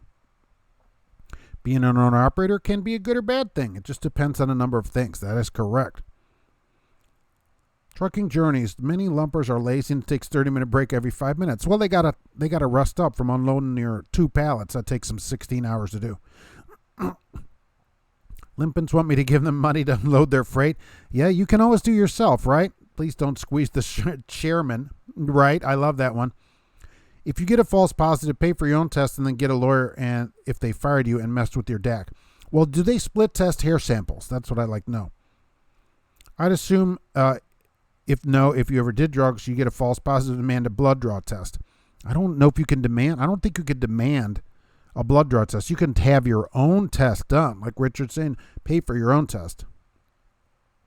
The record drivers have to help truckers. They don't know how to chain up all the time. Yeah, that's what I'm saying, Peter. But I don't know why up in that show, too, which is on the Weather Channel, why people don't know how to chain. They're going up in the middle of Canada and they can't even throw chains. And so these guys are getting stuck all the time. Some of them are lazy, too. They're like, and they do that here, too. Oh, I can make it through or whatever. I'm not going to do it. No, get out there and put them on there. James Faust is 61 and could throw chains with the best of them. Right, you just hike them up there. It's not like you got to carry them all over the place. Exactly. I think this winter you should get a truck and put some chains on it for everybody. Tire socks only get auto sock. Only one legal in Colorado. You can get the only tire sock that's legal is the auto sock in Colorado or chains. Flatbed drivers be like, yeah, right. Lease your truck to a company or true owner operator. Which is best? Well, is at least buy the truck away from the company, and then you could put it on somewhere. If you're your own thing, it's hard to do. I mean, I've never done it. It's got to be difficult. Tire socks are okay, but if you hit clear pavement with them, they get torn up pretty bad. You should be taking your chains off if it gets clear anyway. How long do those do they last if you hit a clear half-mile clear patch or whatever? Are they just ruined?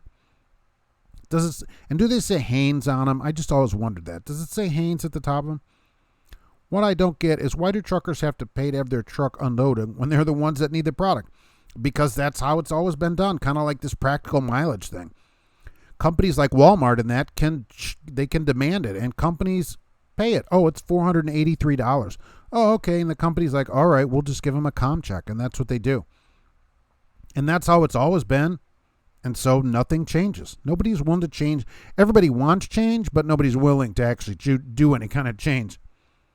How can Michigan do the mouth swab test if it's not recognized by the DOT? Okay, so I did a video about this last week. Michigan can now mouth swab you on the side of the road by the officer's request because he thinks you're impaired. By the way, that's for everybody, by the way. That Michigan mouth swab test is not a DOT test. That's for any vehicle. I don't know if I made that clear in there. Not just drivers, but truck drivers are also impacted. Any vehicle they stop, they could do this. So car drivers, truck drivers, anybody that's driving in Michigan can be required to do that test. So it's not a DOT thing. And what would happen is if you got a positive, they'd probably just tell your company, and I'm sure the company would fire you. But it isn't a DOT test. It's a drug test for the state of Michigan. You blame mega carriers for unskilled labor. Well, they don't cheat. They don't have good trainers. They don't require their trainers to have tons of experience. Nomad trucker does not have a payment. You can all cheat, but you do your best not to, but sometimes you have to.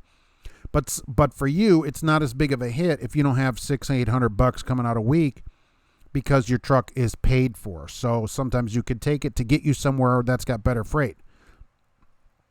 Now, would you recommend no payment since that's what you're doing, or you just don't want a truck? What's the story? People always ask about that.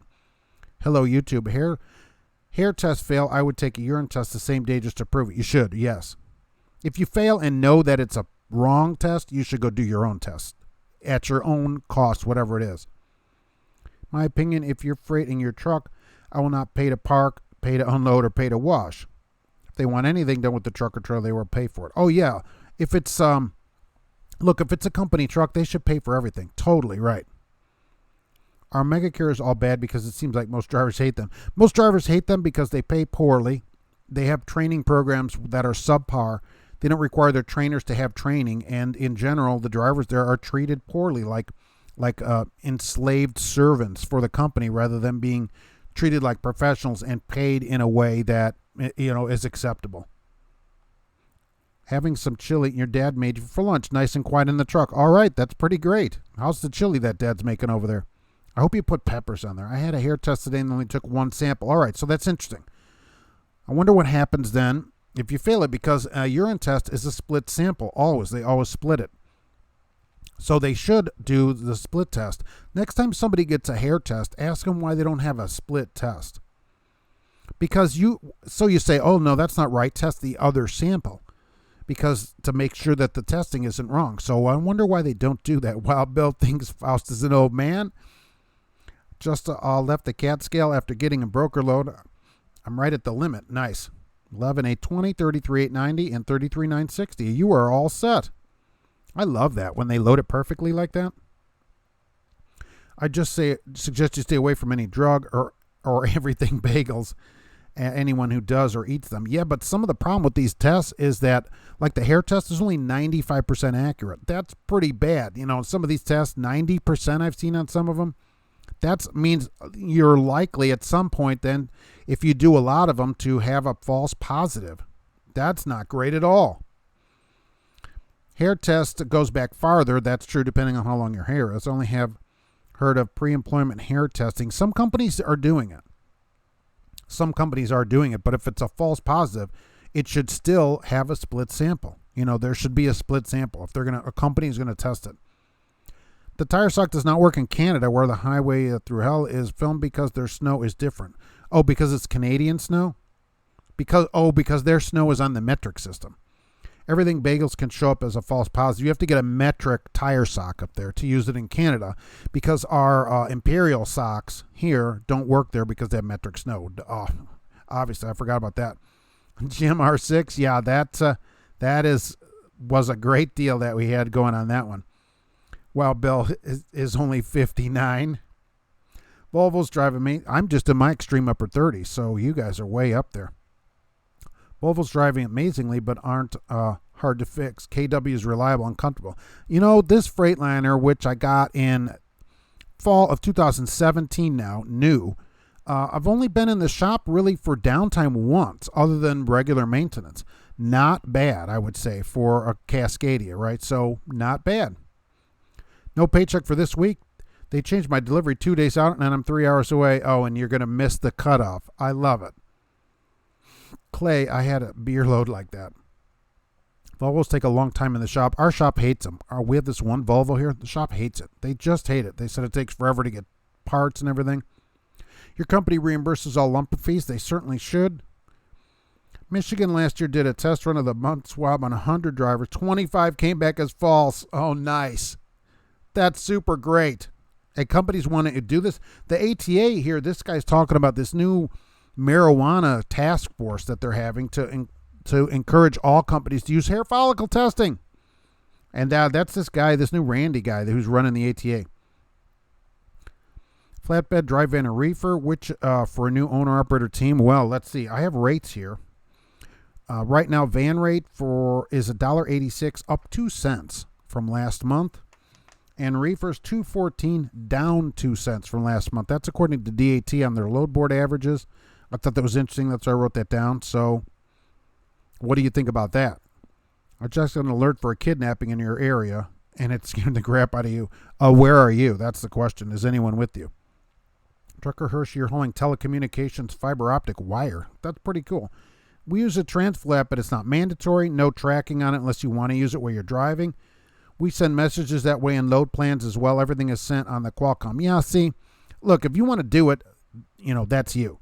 I'm not letting them put that on there. They can send it to the Qualcomm. If it's coming on the Qualcomm, that's where they can send it to.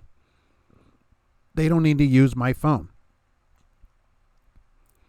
can also scan paperwork and be used for accident reports and training, but it's not mandatory. Yep. But again, they're using my phone. Monty Cooper, hello. Thank you for being here, the barbecue trucker. I do not think that the hair test is a split sample. That's disappointing.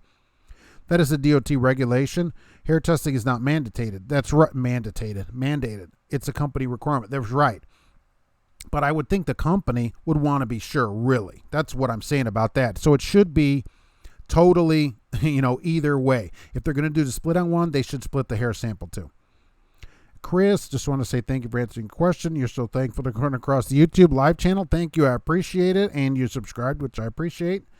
Thank you so much. Well, thank you for being a part of the channel. I'm live here every Monday at 1 p.m. Eastern with my co-host, Bridget, here. And, of course, Gracie. So they are here with me as well, sleeping, and I didn't click that. So surprising that I get anything done because I don't know how people do this on TV. Your company drug tests us. The test is only testing for 5 different things. That must be what the requirement is. The one hair test I've taken was not a split sample. See, they should split it. I'm surprised about that. Trucker Hershey, metric snow. Yeah, that's why the snow is different. It comes down to metric sizes, and our imperial sized tire socks don't grab it right. I got it. Well, Bill, I look pretty young for a man in his upper 30s. Yeah, it's the roller wieners that keep you young. Clay, metric snow. Look, it's Canada. I'm not a druggie, so you should have no problem. Some of the Peterbilt, the problem is the tests come back wrong. The tests are not right. So they do this test that has this high false positive problem, and they go, you're on drugs, you're fired. You don't get to go, I'm not a druggie. That's not how it works. They just fire you. They shouldn't be doing these kind of tests that aren't accurate. I would like to use Google Maps, but you're afraid of taking you under a low bridge. That's true. I use it as a final mile kind of thing. You look over your route on the satellite view. You can street view all the way down your road too. And so that way especially at night, oh, I'm supposed to turn on a street. Sometimes the street signs are gone or whatever. That happened in Chicago all the time. Gangs take the street signs. People take them and hang them in their garage or whatever. So you go, is it this one or the next one? And turn in 700 feet. It isn't this street. It's the next street. It's very, very useful and doesn't cost anything. And you can run traffic on it. It's very good. Roger Pensky says poppy seeds give a very small amount of false positives. Watch out for eating too many Chicago dogs. Yeah, when that guy stops, but you just got to get him right there. The guy's there in that little cart. You got to get him. They did that on Mythbusters, and they did get a positive out of poppy seeds. So absolutely. I mean, that kind of stuff is a reality, right? And as Wild Bill says, it's time for a blue parrot break. If you wear it, make it a parrot. How about that? That's pretty good. So we'll do that. And of course, they're not here today, but I always like to encourage people to call GP Transco. Great company. They come on here sometimes to answer questions. Sometimes they're busy or whatever. Give them a call if you need a good job. And of course, Jay at Auto Transport Intel, who helped, has been a friend of the show and has been very helpful. So give him a call at CTS Business Coaching. He'll be live tomorrow at 8 p.m. Central Time right here on your local YouTube station. Check local listings. Am I going to make more videos of crap company? That's not we're under a different name for that, but yeah, I'll do more company videos. I don't do drugs either, but scared of a false positive ruining your return. Am I needlessly worrying? No. This hair testing thing does not have a good record, and no, I'm always worried about it. Because look, companies, you get a positive, you go in, they tend you for random, no matter what. Positive, boom, you're fired, just like that. And they put on there, fired due to drugs. Good luck getting a job. Okay, you're going to be working for Joe Schmo Trucking in a 1970 Mack or something. I mean, it's a problem, and it should be addressed better than it's being addressed. Okay, like a real boy, you talked to TMC today. All right, and the showroom quality thing is true, and they justified it by saying they give you all the cleaning supplies. Oh, that's nice of them. You need for the truck. What do you think? Well, that's awesome. I get Windex at my company and paper towels too. They give me that, but they don't inspect the truck. Here's the problem. Look, showroom quality, after you're in the truck for a while, it takes a while to get the truck back to showroom quality. And if it isn't showroom quality, you have to continue to clean it until it is, including making your bed. I don't like it. I just don't like it. I don't make my bed at home. Okay, if I went back there, you'd see my bed is not made. I just got up and the bed's just like that. Because a bridge is sleeping back there. But I just don't like it. That's too clean. It's too much. I'm trying to be a safe driver. And by the way, since they require it legally, I think you have to log it. Anything a company, a motor carrier requires, which is what the DOT says, is required to be logged. So that time, you're not just doing it because you like the truck clean on your free time. They require it to be a certain way. That time should be logged, I think. That's my opinion of it. I don't like it. I just don't like it. It's too much. There's no need for it to be showroom condition all the time with the bed perfectly made. It just isn't. Can't walk on the grass. Come on. Get them from Joe's. Yeah, you can get them there. The legendary roller wiener of youth. Oh, nice. If only it was like that now. They're basically shooting themselves in the foot since they're losing more drivers. Well, they don't care. Because the more drivers they lose, then they can go to the government and get more funding from the government. Can't say there's a shortage, but also treat your drivers like crap. I exactly agree. The ones that complain about it are the ones that have a shortage. Do they give you a maid and a mommy too? They should. Look, this kind of thing of, cleaning the truck that much, that's way too much cleaning. That they give you cleaning supplies, congratulations. You don't have to buy your own supplies. I mean, great. I get Windex too, but they don't come and inspect the glass of the truck. 10-sided flakes. Yeah, so Roger Penske, they're metric flakes up there. In Ohio, there's a road state number 420, and the name of the road is Stony Ridge. That's awesome. I forgot they do hire new drivers out of school. Yes. You love Jay's show? Oh, thanks. Good. I'll tell him that, he has some fans over here. I appreciate it. I talk to him all the time, or a lot of the time, not like every 5 minutes. Companies are not always good. Yeah, some of them are horrible. It's cold here by Louisville. I know. It was 40 degrees this morning or something, Christina. Terrible here. No driver shortage, only a pro driver shortage. Well, there's a lot of pro drivers. We just won't go to the companies that have driver shortages, it turns out. Joshua thinks TMC is a horrible company to work for. I worked there, and that you didn't want me to get on the log book, and they wanted me to do all kinds of stuff. I'm sure. A company that wants you to do that is pretty bad. Showroom quality is a very subjective standard. Yeah, it is. I mean, it's got to be clean. I know a person wrote to me, and they didn't get the truck approved because there were dirt in the grooves of the floor mat. And he had to go back and re-clean it and then wait for it to be re-inspected. That's crazy. Do I still have the Trucking Answer hoodies in stock? Yes, they're available at Teespring. Yes. What happens if you run out of cleaning supply at TMC? Do you still have to, can you sit until they ship you more? Yeah, they probably sit you for free.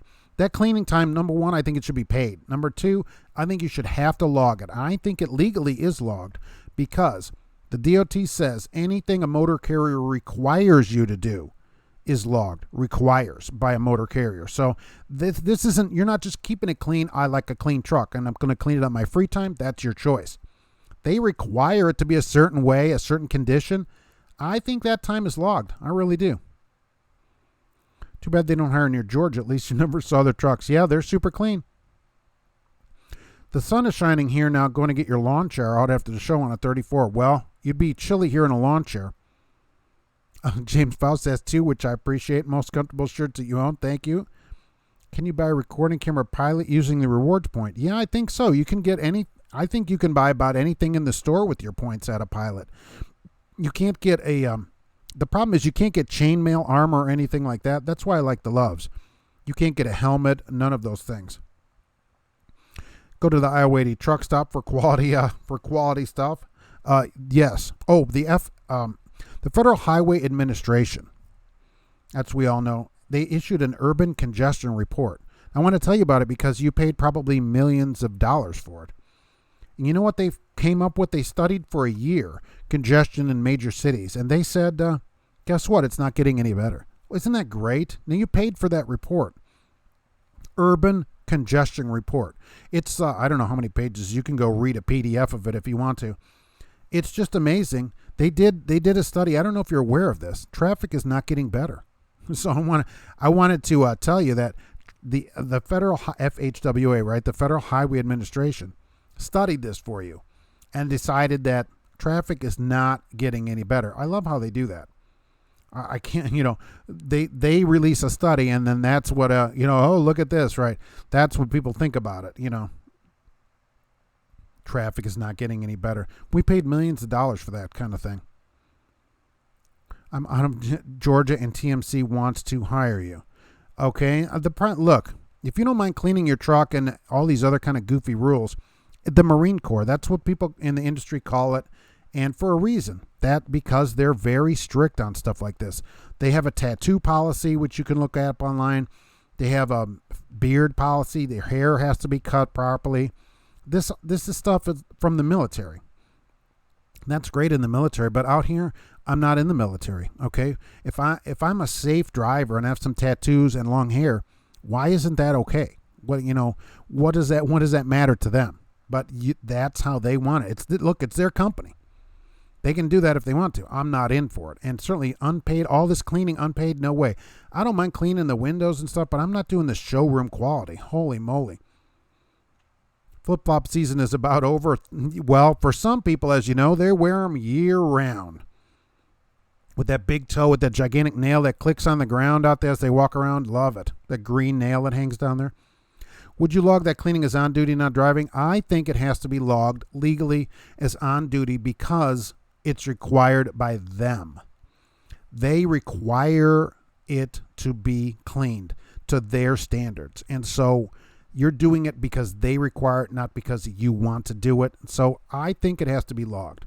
I doubt anyone logs it, and I doubt they make you log it. But I think in an accident, a good lawyer like Daryl the Hammer that we see down here in Indianapolis that does truck accidents, I think he could figure that out, that it should be logged. Thoughts on medical marijuana? Is there a way to make it work? No. Meaning if it wasn't illegal federally? No. I mean, you're never going to pass a drug test. No matter what. You will never pass a drug test. And it'll be like you can get opioids and stuff prescribed.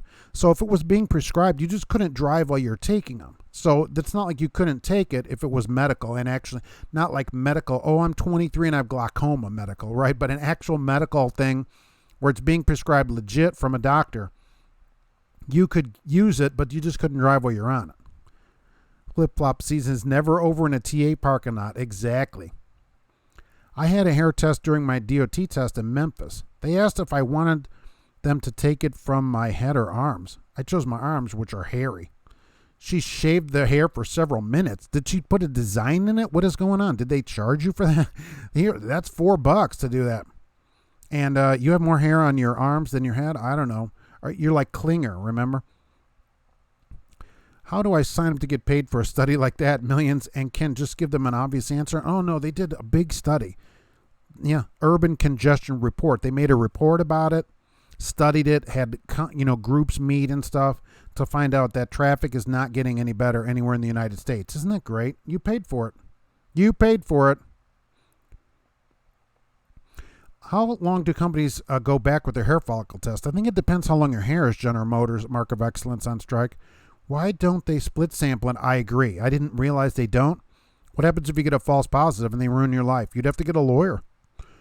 I mean, like people have said on here, if you know you're not on drugs and it comes back positive, you immediately go take a drug test, a legit drug test at a clinic somewhere that you pay for, get the results, and say, here's the actual DOT drug test results.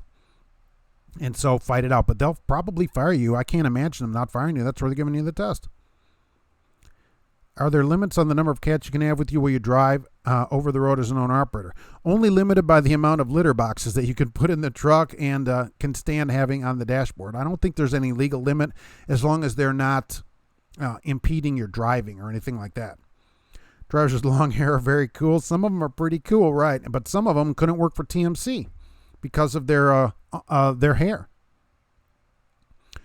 If you were to have a wreck and test positive, you may be changing addresses. I think so. That's this medical. So you could take it and be off if you had a prescription. That's how it would work. But right now, it's federally illegal. Can't take it. Even medical can't take it. So you're 23 and have glaucoma or a bad back, can't take it, right, as everybody in California is. Big fan. Hey, what's going on? Hey, it's good to see you here today. Jeffrey, being under the influences is bad on the ability of driving. Is drunk driving? Whether they make it legal federally makes no difference. It won't be legal to drive. I agree. So they make it legal and you get a prescription, you'll just be off during it, as if you took whatever Vicodin or whatever other prescription that you could get that's legal but would prevent you from driving. You just couldn't drive. You don't mean driving high. Yeah, if it became legal, you could get a prescription. You just couldn't drive while you're on it. Driving under the influence is no way of life. Slow reaction time. Fat, drunk, and stupid is no way to go through life, son. Like the lawyer commercial saying, if you get hit by an 18-wheeler, sue now. That is true. That's Daryl the Hammer. That's his whole deal down here. Mostly trucks. He stands on a truck in the commercials. Somebody like that sues drivers all the time is going to know about logs. If he figured out that policy at TMC, I personally think it could be a problem if you're not logging that. I think so. Because it is pretty specific that things that they require you to do are required to be logged. Ken Nunn is a better lawyer than the Hammer, but the Hammer deals with truck accidents, right? Because you're from the area. Ken Nunn, he already has your accident report. So give him a call. He's already got your accident report. So to clarify, if medical weed is a prescription you pop hot on a random, will it get dismissed? Not right now. Okay, so not right now. Right now, you'll be fired and that's it because it's federally illegal, federally prohibited. You can't take it at all for CDL, federal license. It will not get dismissed. You're finished. We're talking if it ever became legal, federally legal, and you had an actual prescription, not that you're 26, right? I have glaucoma, right? But a legit prescription, you could take it but not drive while you're taking it. And some doctor's going to have to sign off on you probably that you're ready to return to work, a return to work order. Just like how you can drink responsibly in your off time. Yeah, Jeffrey, exactly. You couldn't, but you're not going to be able to drive on it at all. Be treated like alcohol. You can't drink and drive. Neither can you smoke and drive, even in states it's legal. It wouldn't be possible no matter what you do, just on your off time and a prescription only. And some companies are still going to say you're not going to be able to take it at all. I think they'll be able to do that. Hair follicle goes back a month for every half inch of hair. They take an inch and a half from a scalp or closest to the skin, or apparently from a friend here with a big hairy arms. Be treated under federal America. Medical marijuana has no medical use. Correct. You don't allow it at all. I got a hair test at night on my hair dye. Caused a false positive. Really? Had me retake it. Left a bald spot for a month. So they're shaving you down to your scalp. They're scalping you, and the hair dye causes a positive? I'm glad Knight let you retake it. They could have just fired for that. Why would the hair dye cause a positive? Was it a few years ago? Wow. Left a bald spot. I figured a person had medical weed and was on their 34 would be cool. I don't think so, but not with driving. But you'd still pop on a random. Absolutely. Oh, you're finished. So green hair dye does that? Oh, right. I haven't used green hair dye in a while. Being as I don't have any hair. The Animal House quote. I wonder if anybody would get that.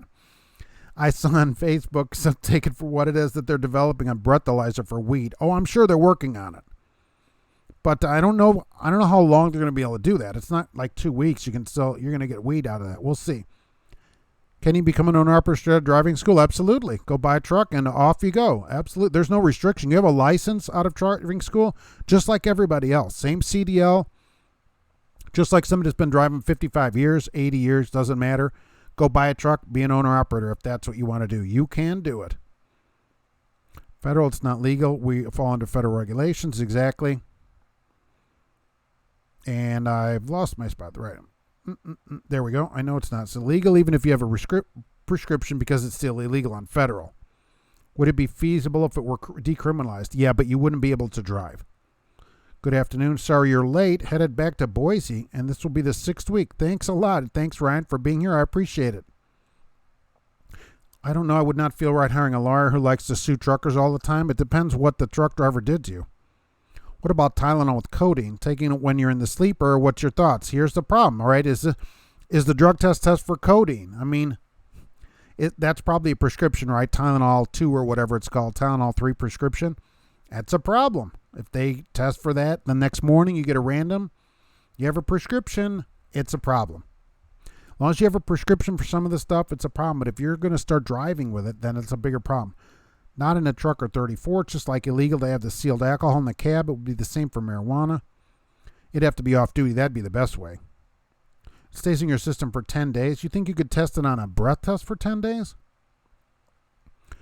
Dark hair holds the drug more than blonde or gray hair. You got this from the testing company? Really? Barbecue trucker, so it's different based on your hair color? I work at TMC. My trainer took you out. We didn't get on the logs for tarping. Tarping, loading, anything, cleaning. All that stuff has to be logged. Absolute. How do you not log tarping? Oh my gosh, that's totally logged. Tarping, untarping, totally logged. The cleaning, I'm sure they don't make people log. They'll say you're just cleaning. I think it's logged because it's mandatory. That's why. Regular cleaning, I don't think is logged. I don't want people to think like you have to log cleaning your truck. I don't think so. But this because it's mandatory. But tarping, absolutely. Put that trainer on the show over here. Probably at least a 12-hour time needed between smoking and driving. Yeah, there's probably going to have to be a waiting time. So in the December, we all have to have ELDs. Yeah, December 16th, it's almost here. Is your company, or are you not ready for that? A higher test on me right now, they could go back to my teenage years. Yeah, right. Yours would go back some time, right? Even the 1999 and older rigs. No, if your truck is exempt, then you'll be exempt. If you have an older truck that they can't plug into, then you get to be exempt from it. But eventually that's going to go away because of California. They'll just make your truck not be available. Tattoo policy, I'm sure it's a lawsuit waiting to happen. No, actually tattoos are not protected under any kind of federal law or anything, and they can ban tattoos all they want. They just can't ban things, they can't discriminate on the things that are protected. People having a tattoo is not a protected class of people. So they have a policy, and certainly that is legal. Right now I'd like to apply for England. That's why anyone would work there. It's not the greatest. The three, you can go out together. Imagine if they would legalize weed, hauling 45,000 pounds in your tires, catches fire, setting your trailer on a blaze. Oh, what a blaze that would be. The cops are all like, holy mackerel, when is a Doritos truck going to crash? It isn't smart becoming an owner-operator fresh out of school. That I would agree with probably. Will all the older rigs always be exempt? Yes, because they can't plug into it. I mean, eventually they might have some way to mount something on the truck where you'd be required to mount some kind of GPS, but it's still, that's a long way. They haven't even really thought about it that much. By the time they figure out an older truck like a pre-99, it'll be long off the road probably. But for now, yeah, you're exempt. Keep paper logging it out there. It's called Tylenol 3. That's what I thought. It requires a prescription. Okay. It's a disqualification. Will it get you in trouble on a drug test? Right, so you can better have a prescription for it. Lord help if you find DOT officer finds it. Insurance will bear you going owner-operator. I heard that insurance is very expensive. I'm not one, so is insurance expensive? I think that's correct. Word to the wise. Do not roll the yellow. Officer gave you a citation for running a red light. Well, do you have a dash cam to show that it was yellow when you went into the intersection? I don't care about having an E-Log exempt truck. You want a good, reliable truck. I'm in for the new trucks. Some people are in for the old trucks. Most of your owner-operators refuse to get an ELD as long as they're exempt. Just wondering what the future holds. If they're exempt, will they always be? That truck, as of right now, yes. They're saying absolutely that truck will always be. I could foresee in the future a technology where they would say, okay, you need to put a GPS in and stuff. But, owner-operators are going to say, look, this is all this extra cost. And so, yeah, right now they got it made, at least for several more years, for sure. Do you have to pass a national federal background check to be an owner-operator? No, all you need is your CDL. Some companies will sign on a new owner-operator. You'll probably hate them. Better to drive for a company for a year and learn the ropes. It's hard to afford rookie mistakes. You'll need some money to back you up as an owner-operator. That's why a lot of people do fail. So as long as you have some cash to back you up, I think you're okay. The drug is in the body's chemical that colors the hair, according to the doctor. That's pretty good. So you just won't run California. Yeah, exactly. Stay out of California, and I think you got it made for some time. Nobody wants to go there anyway, right? For the most part, probably. But keep in mind, these older trucks won't be able to run forever. 20 to 35 years from now. I mean, the truck is already 20 years old, so I do know owner-operators like them. Well, that's when truckers will quit because they hear Where I live, older pre-emissions trucks are popular. People do like them. No background check except what the company requests. If you just go on the load board or whatever, get your own authority, you don't have to hardly do anything. It's an access denial zone. Most of the people there have 98 and 99s to keep out of the ELD, right? And so there's no plugging in. They're all set. No DEF, nothing. A toy card and hazmat endorsement to require federal, right? Hey, what's going on, Red Monkey Trucking? Finishing up home time? Oh, that's great. Always good to get some time off. That dog needs to run around. Speaking of weed, catching fire at the DEA botched the disposal and got an entire town high. Oh, how much of that went in their own houses? I hear California's not that strict on older rigs from their state. They are outside older rigs. They are really cracking down out there. And it's so expensive to go there, the fuel and everything. It's just a lot of hassle. If you can run a company or have a truck where you don't have to go there, I think you're better off. They'll stay exempt, but they won't be able to run forever. Once they can't get 99 model engines, they'll be forced to go to e-logs. I do think people can keep them on the road for a while. Why not run Geotab on the older trucks? It's an app on your phone because it's an ELD must plug into the truck to be an ELD. My cars have been emissions tested in the county I'm in, but I'm exempt because of the years of the cars. Oh, that's right up there. You need the emissions, right, from living up there. Down here in Indiana, in southern middle of Indiana, we don't have to do any of that because we don't care what kind of car you run up here. Right, but all your cars, none of them have to go in, right? They don't know what to do with a car. They go, can you start it? And you go, let me get the crank out and crank this thing up. They also are bad on fuel and require a lot of maintenance? Maybe. It's just a waiting game. That's the only reason they're a lot on the road. They know they won't last forever, and the people driving them know they're not going to last forever. But look, you can rebuild that thing, and you got a new engine. Most of the guys are old school. They aren't against technology. They did good just to get a smartphone. We have some drivers like that, too. We have one guy without a phone, and I know there's somebody there with an older phone that really doesn't run anything. So there's always a few holdouts like that when any kind of technology. Driving high is legal in the parking lot in Ontario, California. Which side, though? You think it's required out there? California is not worth it anymore. That's what a lot of companies are saying. My dog visits Red Monkey Trucking. Your dog visits your parents and gets spoiled. They call him one of their grandchildren. Oh. All right, what's a glider? Let's go with the glider definitions. P37 freight rates aren't what they used to be. Well, right now, $1.86. Is that good? Not terrible. Reefer's $2.14. I don't think that's super terrible. Especially if you're getting most or all of that money to yourself, I think that's not bad. Diesel fuel tax is going up 50 cents per gallon in the state of California. Are they raising their fuel tax by 50 cents a gallon? Holy moly. ELD is not bad. I think it helps me more than hurts me. That's the thing. People are running without a cell phone. They don't like technology. They're running a 98 truck. There are people that probably say, oh, this is not going to help or whatever. But it turns out DLD only helps rates and everything. And it makes your life easier. But I understand people, probably somebody that owns a 98 is probably not someone that's 20 years old or whatever. They've been driving for a while. And some people get stuck. At a certain age, people get stuck in their ways. They don't want to upgrade. They're just like, this is good enough for me. My grandfather, gosh, until he moved out to a home, he had a rotary phone in his house that he rented from Ma Bell. He rented that from the Bell Company for $5 a month. He's like, oh, I always rent the phone or whatever. You just couldn't get him to upgrade because that worked for him. So he had this phone that was from probably the 60s, a rotary phone in his house well into the early 80s. Nope, and he just loved it.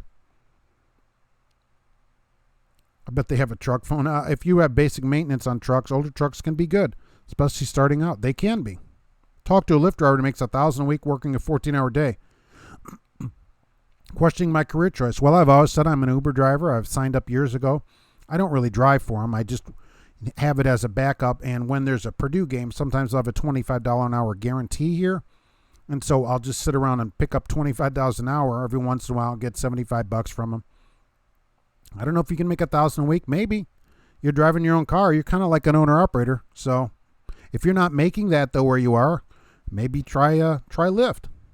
I'm old and you embrace new technology. Yeah, good. You're somebody that keeps up with it then. Some people, are stuck. They're just like, I don't need a cell phone. I don't need, all I need is dial-up or whatever. All I need is AOL.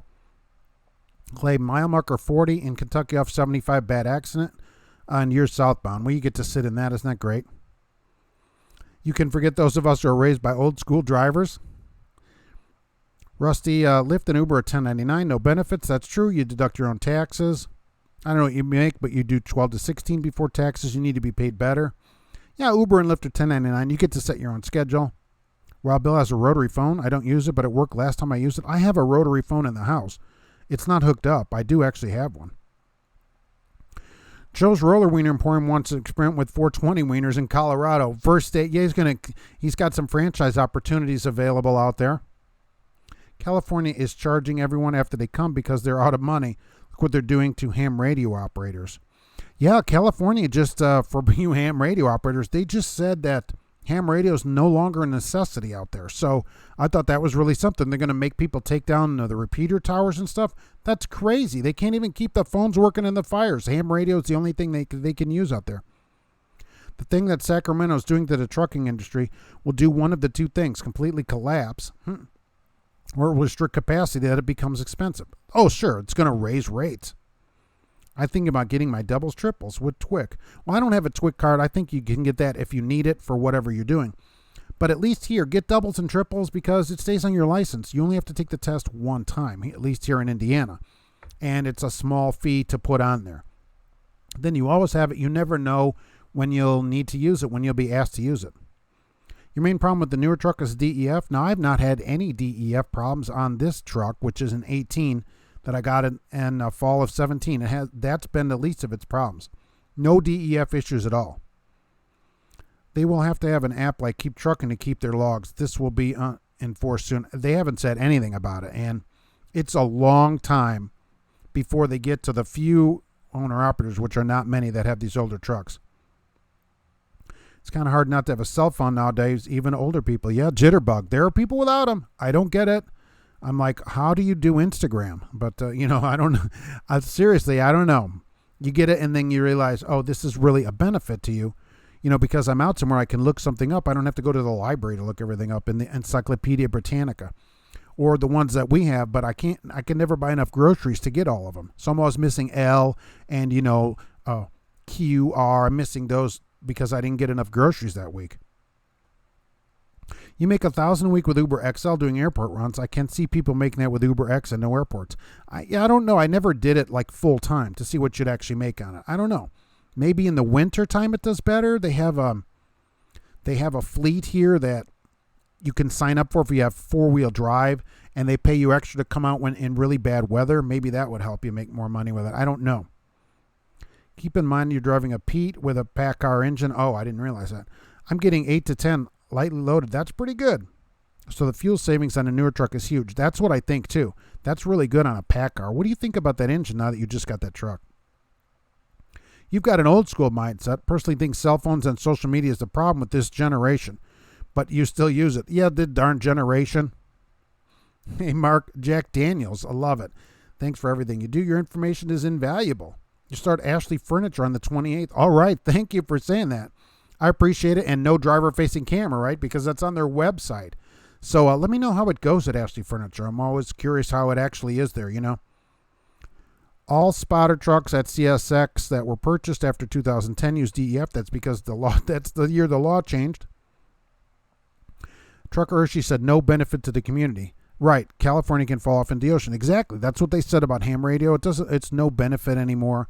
This was always upheld in federal courts. That even HOAs can't restrict you putting up a ham radio antenna and stuff like that, no matter what the restrictions are, because of the benefit to the community at large. So I don't know where they get off saying that. They need to get sued on that one. They can look forward to being pulled into scales a lot. You'd have to keep your truck up. One good thing about social media is Facebook, and there is lots of trucking groups that can help you. That's true. And you get a community sense. You keep in touch with everybody. I mean, come on. There will still be private repeaters for hams. The state can't take those down. The local authorities and first responders will still cooperate with the ham group in an emergency, right? They were taking them out of public places, though, right? You had to take them down. That it's no longer a benefit to the community, which was the real problem with ham radio that they set out there, where it actually is, as we all know. California needs to figure out why they're having so many fires before they try controlling everything else. Well, they turned the power off, too. Did you see that? They're turning the power off to like 1 million people. They're having a brownout. They told Tesla, put a thing out, charge your cars. And they said, look, you might be without power. We don't know how long. It might be a week. It might be a few days. I love it. The trickle in the ports, if you live around them. Yeah, absolutely. Get all the endorsements if you can get them. And you just leave them on there. Because you never know down the road. Because they go, that's how I ended up driving doubles. I always got my endorsements. I got them right when I got my license. And years later, they're like, oh, this guy, this schmo over here is off at this other place. Can you go over here and drive doubles?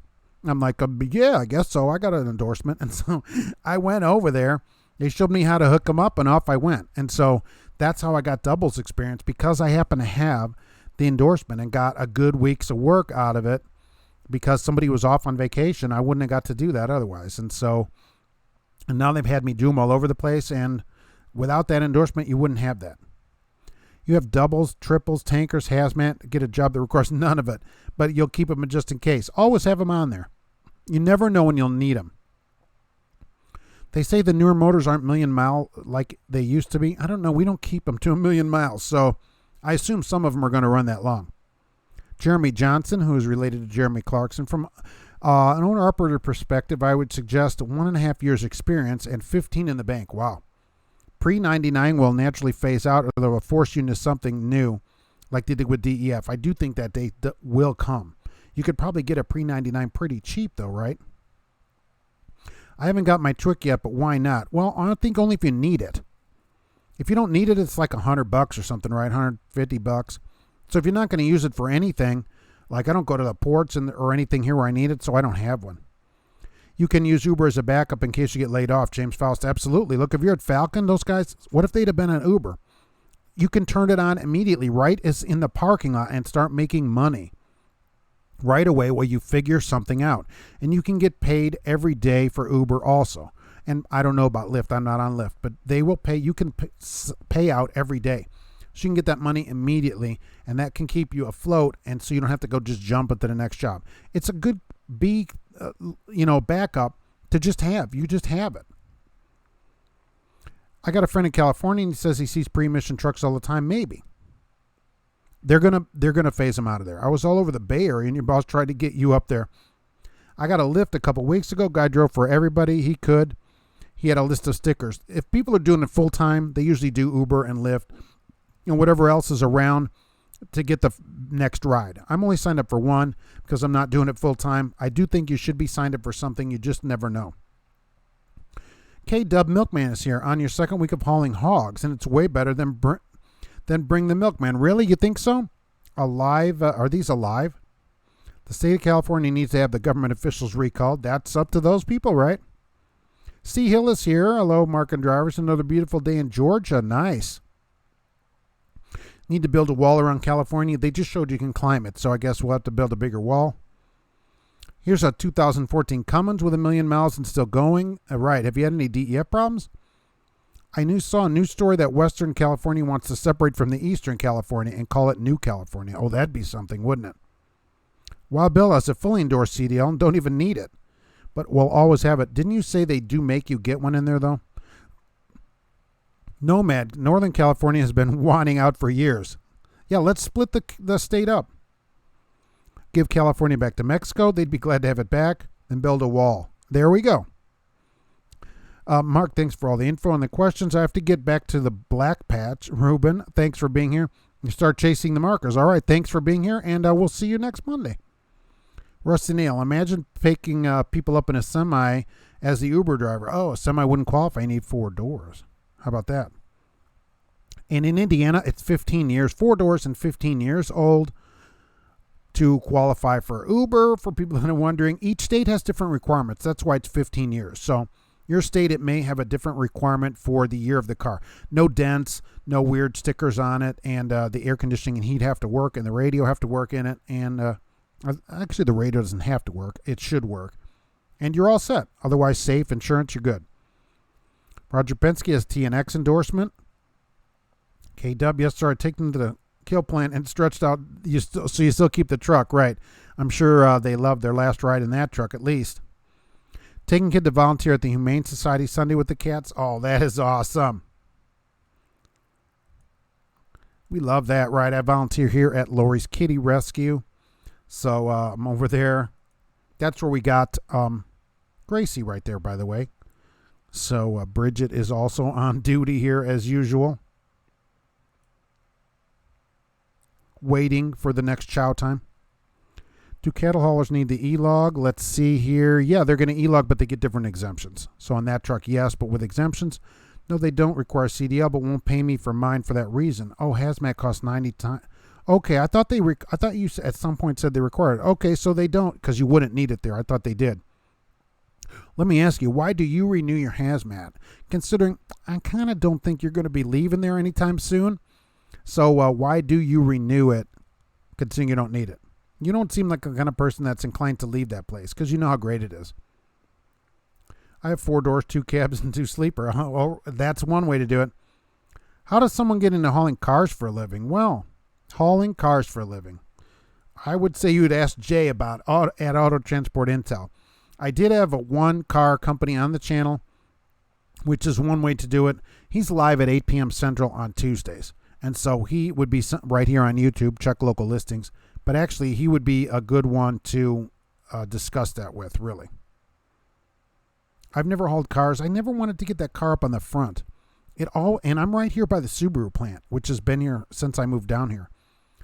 And they advertise. It's just so nerve-wracking. Like, I got to fly up that car hauler in the wintertime.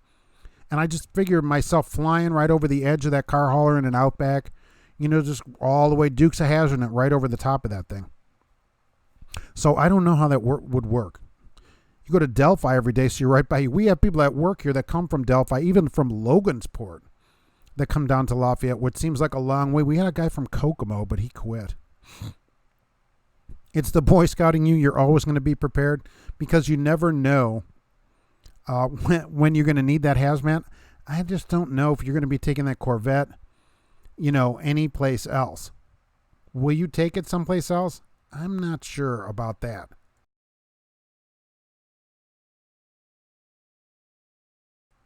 Maybe. Well, at least the $90 is tax deductible. Except it probably is not above above the minimum anyway. That they have for that. Okay, so the ATA also wants to raise, which we brought up this earlier too. The ATA wants to raise fuel taxes for infrastructure. What do you think about that? They would raise rates some. Because if the price of fuel goes up, the rate would go up. But it would also increase the fuel surcharge for you owner-operators that get it. But it would raise the rates. Yes, don't forget. Just because the price goes up, the rates will go up to cover that extra cost. Because everybody would have to absorb that cost equally. How much should that be? My dad has been doing car hauling for a long time now. All right. Well, how did your dad get into car hauling? I was used to drive on my off days before the mandatory overtime kicked in. Canada's hiring callers around Texas. Salary, I heard Carvana. Oh, Carvana does run ads for car haulers. I don't know if you need experience, but they do run ads for car haulers. That is true. And salary would be really good. Down there, it wouldn't be as nerve-wracking except in an ice storm to do it. I'm not a fan of Carvana. Not that anybody asked me, because you can't test drive the cars. You cannot test drive the car. You can't do you don't get to look at the car. Nothing. You can't do anything with the car. Jeremy Johnson, thanks for putting on a great show. You'll check in next time. Break is over and back to trucking. All right, thank you for being here, and I appreciate you saying that. You're welcome anytime, especially Monday at 1 p.m. I want to test drive the car. Even if I buy a new car, we're on a 90-minute or more. We're on a long test drive to make sure you like it and everything. Heck, I haven't done it, but I do say people maybe should even rent a car for the weekend to see if they like it. But go test drive that car. So Carvana doesn't let you even see the car other than online. They're like, oh, we're making this just like the mall or whatever. I don't think so. I don't think for me that's the way it's going to work. No way. And remember, if you wear it, make it a parrot. All right, you can get a blue parrot right there at truckinganswersnation.com. of course, just go over to the links page and check it out. They been pretty cheap lately, so pretty nice. Don't run. Please, I saw a guy the other day holding the phone in his hand. What are you doing? Okay, he should have something. You can get a huge ticket for that. Run legal. He told me, but I forgot. I think he said he just saw an ad. Oh, okay, so same kind of thing. Carvana, though, I don't know. Maybe it wouldn't be bad driving for him. You'd get to test drive the car longer than the person buying the car. What do you think about Prime CDL training on the road delivering freight rather than on a lot? I don't like Prime's training because you have to team. You have to get your license or whatever. You have the 30,000 or 50,000 miles. They just raised it. But it's teaming. Your trainer's sleeping when you're driving. Not a fan of it. So I don't think that's training. Otherwise, why can't I train everybody when I'm sleeping? Chris, buy a 2020 truck or buy a used 18 or 19. Oh, look, I like a new truck. It has a nice warranty, but you probably get a cheaper one. Do they have certified trucks? Can you get a certified warranty like you can on a car? Where's an owner-operator for that? I don't know. I mean, part of it is your budget too, right? Car hauler wouldn't be my first truck. If you don't like it, then you're stuck. That's true. That's all you're going to haul on there are cars. And right now, like General Motors, all those guys are on break, presumably. Or a lot of them, they're not going to have as much work to do. The place has been on strike for a month, and now Mack is on strike, although you wouldn't put those on a car hauler. But yeah, car hauler would be a problem. And maybe for Carvana, it would do better. Or CarMax or one of those because you're hauling kind of a private fleet rather than a random car hauler. Nomad would not buy a new truck because it depreciates too fast. So how about this 18 where somebody else has taken a couple of years of depreciation? You can try the old method of calling a company for applying for an application at car hauling. You could, but you never know, about the place. Peterbilt 379 is headed out. Thank you for being here today. Don't need a headset when you have 5% tint and a 12-inch drop visor. You're not allowed to have that kind of tint. Okay, Dub, that's not allowed. But you really talk on the phone anyway. And you should still have a headset because even when they were wired, I always had a headset. Who remembers Wild Bill's out there? He probably remembers that when your headset had to be plugged into your phone. So you used to have to do that. But yeah, you have 5% tint on that truck? Are you kidding me? Nobody ever says anything to you about that? You can get warranties at most factory dealerships. You can buy an extended so they don't have the certified like a used car. I mean, we have 15 on the car, and it's pretty dark in there, so I can't imagine 5%. You must have to open the windows at night. An older Escape that we had was 5% tinted and 5% over the factory tint, and we had to open the windows to see out of that thing. And I know somebody here that tinted their windshield too, which is about crazy. So that certainly wouldn't pass that out. I'd have to open the windows before I went over the scale. Reliable resource for researching trucking companies. It's so difficult. That's why I haven't done as many companies lately. I mean, it's just crazy. You'll put a company out there and then 12 people write to you and say, no, this is what they pay. And each one has a different thing. Okay, this pays different, this pays. And so they just lie. They totally lie about everything. Everybody's getting paid something different. It's so hard. It's so hard to find out. I don't know why they do it, why they lie about everything. You can call them back in 10 minutes and get a total another answer from a different recruiter. They don't train the recruiters. It's a total mess trying to find any kind of information out. Nomad Trucker said the Trucking Answers website. I appreciate that. That would be a good place to go. And another good place, go find a driver. Go to a truck stop in your area and go find a driver from that company and talk to them and ask them about the company. Joseph, depreciation helps with the tax write-off. Yeah, but that's the Dave Ramsey, I guess, thing of it. That you're better off, are you better off taking the tax write-off or a lower price? Depends on how much you make too, I think, right? Bruce wishes you had 5%. That'd be super. It was super dark. Look, the other Escape that we had, it was too dark, really. I couldn't stand it. I mean, it was really, really dark. This 15 is much better. Now, I'm sure you look cool in there at 5%, but that's not legal. I guess as long as they don't say anything to you, it's certainly legal. Tax write-off doesn't compensate for money spent. Yeah, you don't get the whole amount back, right? What's the best to go to a local school or go to a trucking company school, Tyron? Well, you should try to call your state, the Department of Unemployment in your state, whatever it's called. Here it's the Department of Workforce Development. Each state is different. A lot of them allow you to go to truck school for free. They have grants. So they'll grant you the money. You don't have to pay it back. And that is the best way to go to truck school. You don't have to have a contract with some school or whatever. You don't have to do anything beyond that.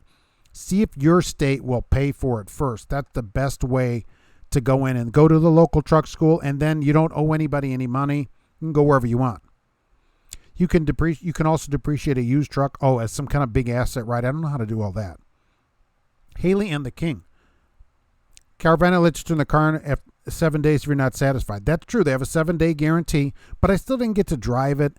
I didn't get to get in it, see how it drives and all that. I didn't even get to look at it, and they don't even have one of those big vending machine things here. I'd go see one, but no way, right? I just don't. I want to test drive the car, even a new car. I drive them for a while. A while ago we went to, looking at cars, and I made them put gas in the car. I'm like, this doesn't have any gas. I'm going to be gone for a while, so I drive the thing. For me, Carvana and the way I buy a car, it's just not going to work good together. Look up company drivers on YouTube. You can get a lot of good info there. Yes, that is true, right? Most of the YouTubers are complaining. Yeah, no, man. Some of them are either complaining or recruiting. So you have that problem too. On a video, you always have to watch that on a video where somebody gives out their information, especially right away. Oh, and if you want to work here, here's my truck number or whatever. That's always something to consider, because you don't know if then they're saying something to get you to come and work there, because some of the recruiting bonuses at these places are $2,000 or $3,000 when the person comes in. Some of them are $500 immediately. So if they can get 3 people a week to come in through YouTube, that's $1,500 a week they make from the recruiting. So you never know what people would say. And same for the recruiters when you call them on the phone. They're getting paid to get you in there too. It's the same thing. Whenever there's a monetary thing behind it, doesn't mean people are lying, but it's something you should at least consider. I mean, they still maybe love it. Maybe it is the greatest place ever. You also have to see, somebody says, I've been here 3 weeks and this is the greatest place ever. Okay, they don't know if it's the greatest place ever, certainly. And I've been at my place 17 years and I don't recruit for them. Is Landstar a crappy company now? Back 10 years ago, they were the apex. Now most of what I see are people are running away from there. I don't know. I get a lot of people on here saying they like Landstar. Bump into a driver at the TA, then lunch to chat. Oh, sweet. I'm going to go sit by the lunch tables. Was at the Loves at KLLM. Driver tried telling me to come over. It's great company. Oh, right. Tell him, yeah. And see, that's the problem. But for him, for that driver, maybe it was. Maybe they're on a dedicated route. They just drop and hook and don't have any problems. So you just don't know. You just don't know. How is it going to be for you? If you're going to buy a truck, it would be an automatic because your left leg hurts. All right. They're pretty much, that's how they all are now, too. You have to sort through the BS. There's tons of it. KLLM is offering a $5,000 sign-on bonus. They're going to call them. Well, it'd be worth calling them to just have a laugh. The bigger the sign-on bonus, usually the worse the company is. They wouldn't need gigantic sign-on bonuses if they were any good. Ask them why they don't give a raise instead of a sign-on bonus. See, they can take that away and not have sign-on bonuses. Once they give everybody a raise, they have to continue that money. That's why they have sign-ons instead of a raise. They're better off giving you a raise. Like KLLM has this horrible detention policy, which I hate. It's really, really low.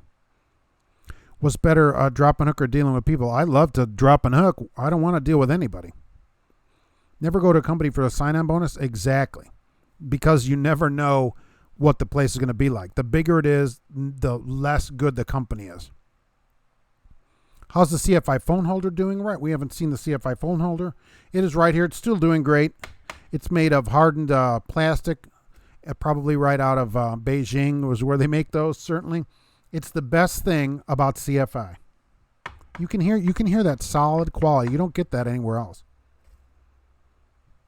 The bigger the sign-on, the more hooks to keep you around. Oh, yeah, and they'll probably be 500 now, and then it'll take you a year to get that sign-on bonus, of course, because we would all just quit every week and go somewhere else to get a sign-on. I get that. KLM told you they govern the trucks at 55. I don't think so. If they're doing that, that's something new. That'd be the slowest truck in the world. My pickup has a full tinted windshield, so you have the windshield tinted. I just have to get my windows down going through intersection, backing into chutes. Yeah, I mean, that's really dark. I looked at that when we were tinting the Escape, and I thought, no way am I tinting the windshield. So, but 5% on the semi, that's pretty dark. KLLM is 65. That sounds more like it.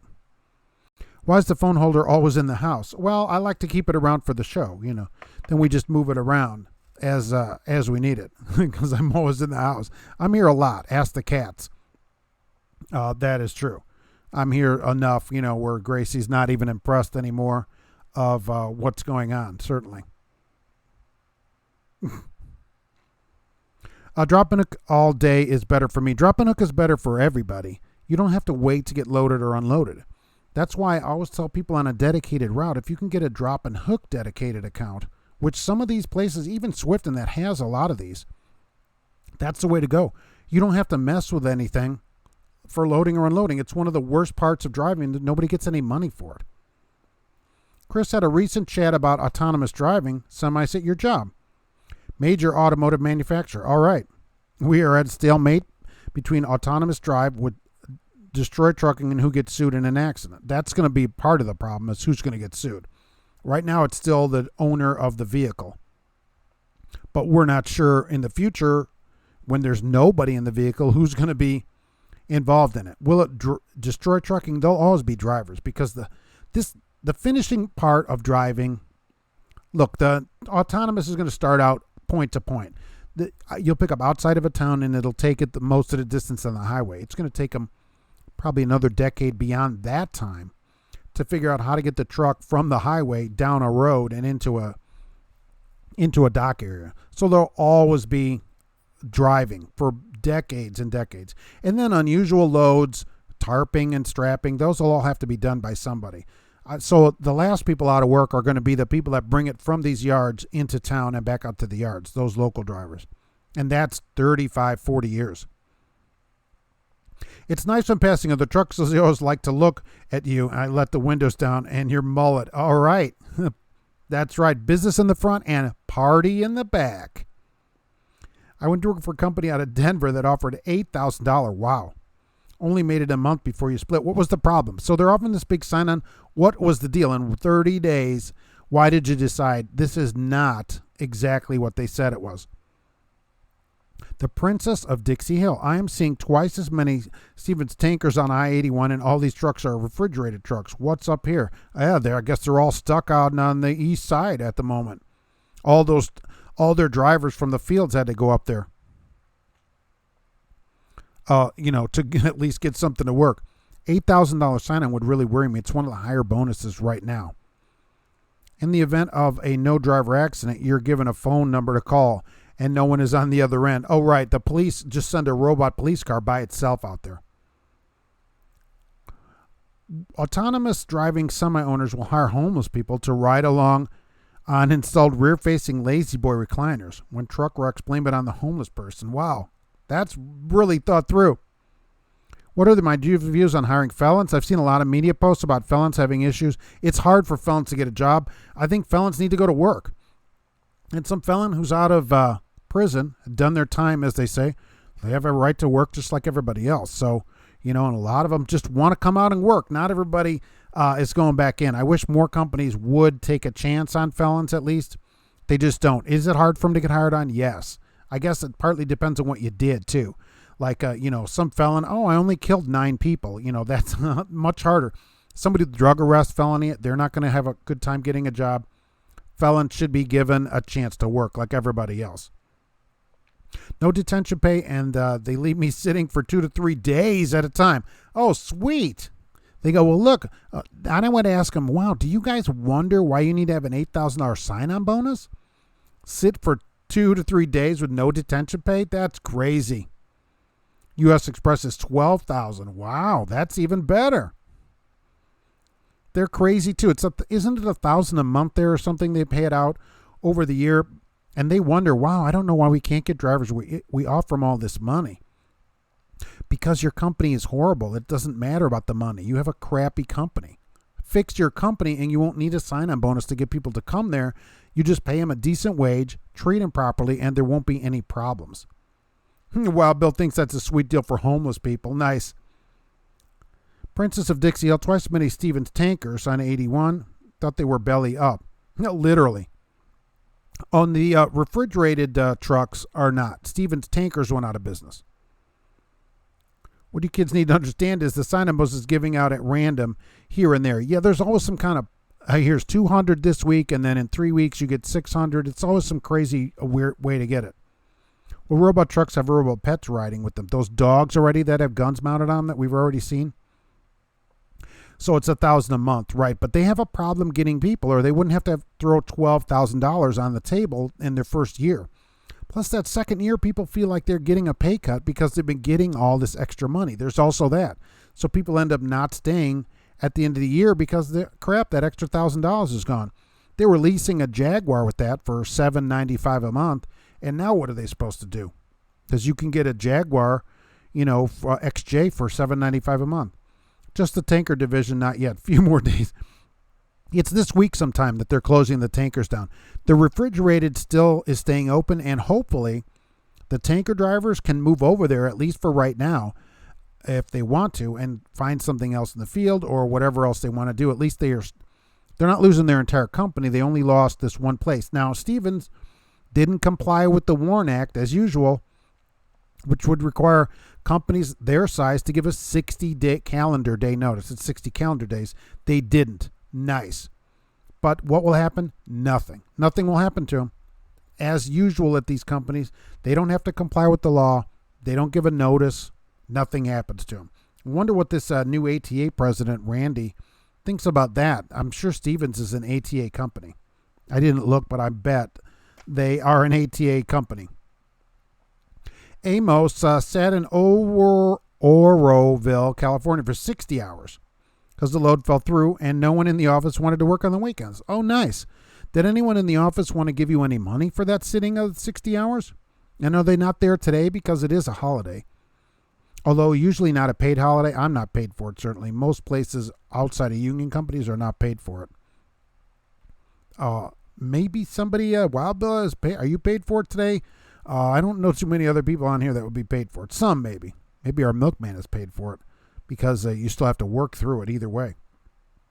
That doesn't, 60 hours though, that's 60 hours you can get to find another job.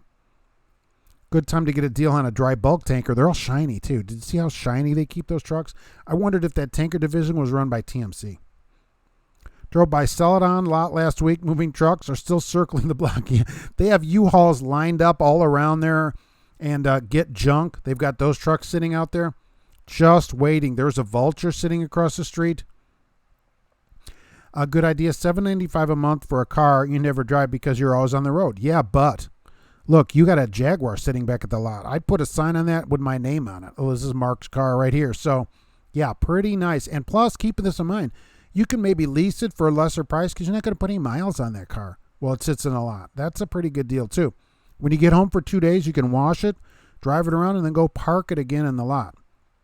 There's a lot of those in the lot here. There's people with $60,000, $70,000 pickup trucks that just sit there and get covered with dust and dirt all week. It rained on and everything, and then they're home for a week. I'm off and paid today work with the federal government. Oh, okay. Well, right, because they're off today. So that's good. So somebody's getting paid anyway. I don't own, Nomad doesn't own a car. Friends laugh about it, but why do you need it? It depends where you live. I guess if you live in New York City, you could need a car. How do you get around without a car? Do you just Uber your way around or take the truck as a car? That might make sense if you didn't drive that much, I guess. If you don't have any kind of vehicle at home. Maybe you could electric bike it around. Who knows? There should be no mail today either. That's the other thing. What do we think about Ray Martinez also as I leave out of here? Leaving the FMCSA by the end of the month, October 31st. Ray Martinez leaves for the day on October 31st and is replaced by Jim Mullen. And Jim Mullen he's only the interim head of the FMCSA, but he's a lawyer. That's super nice.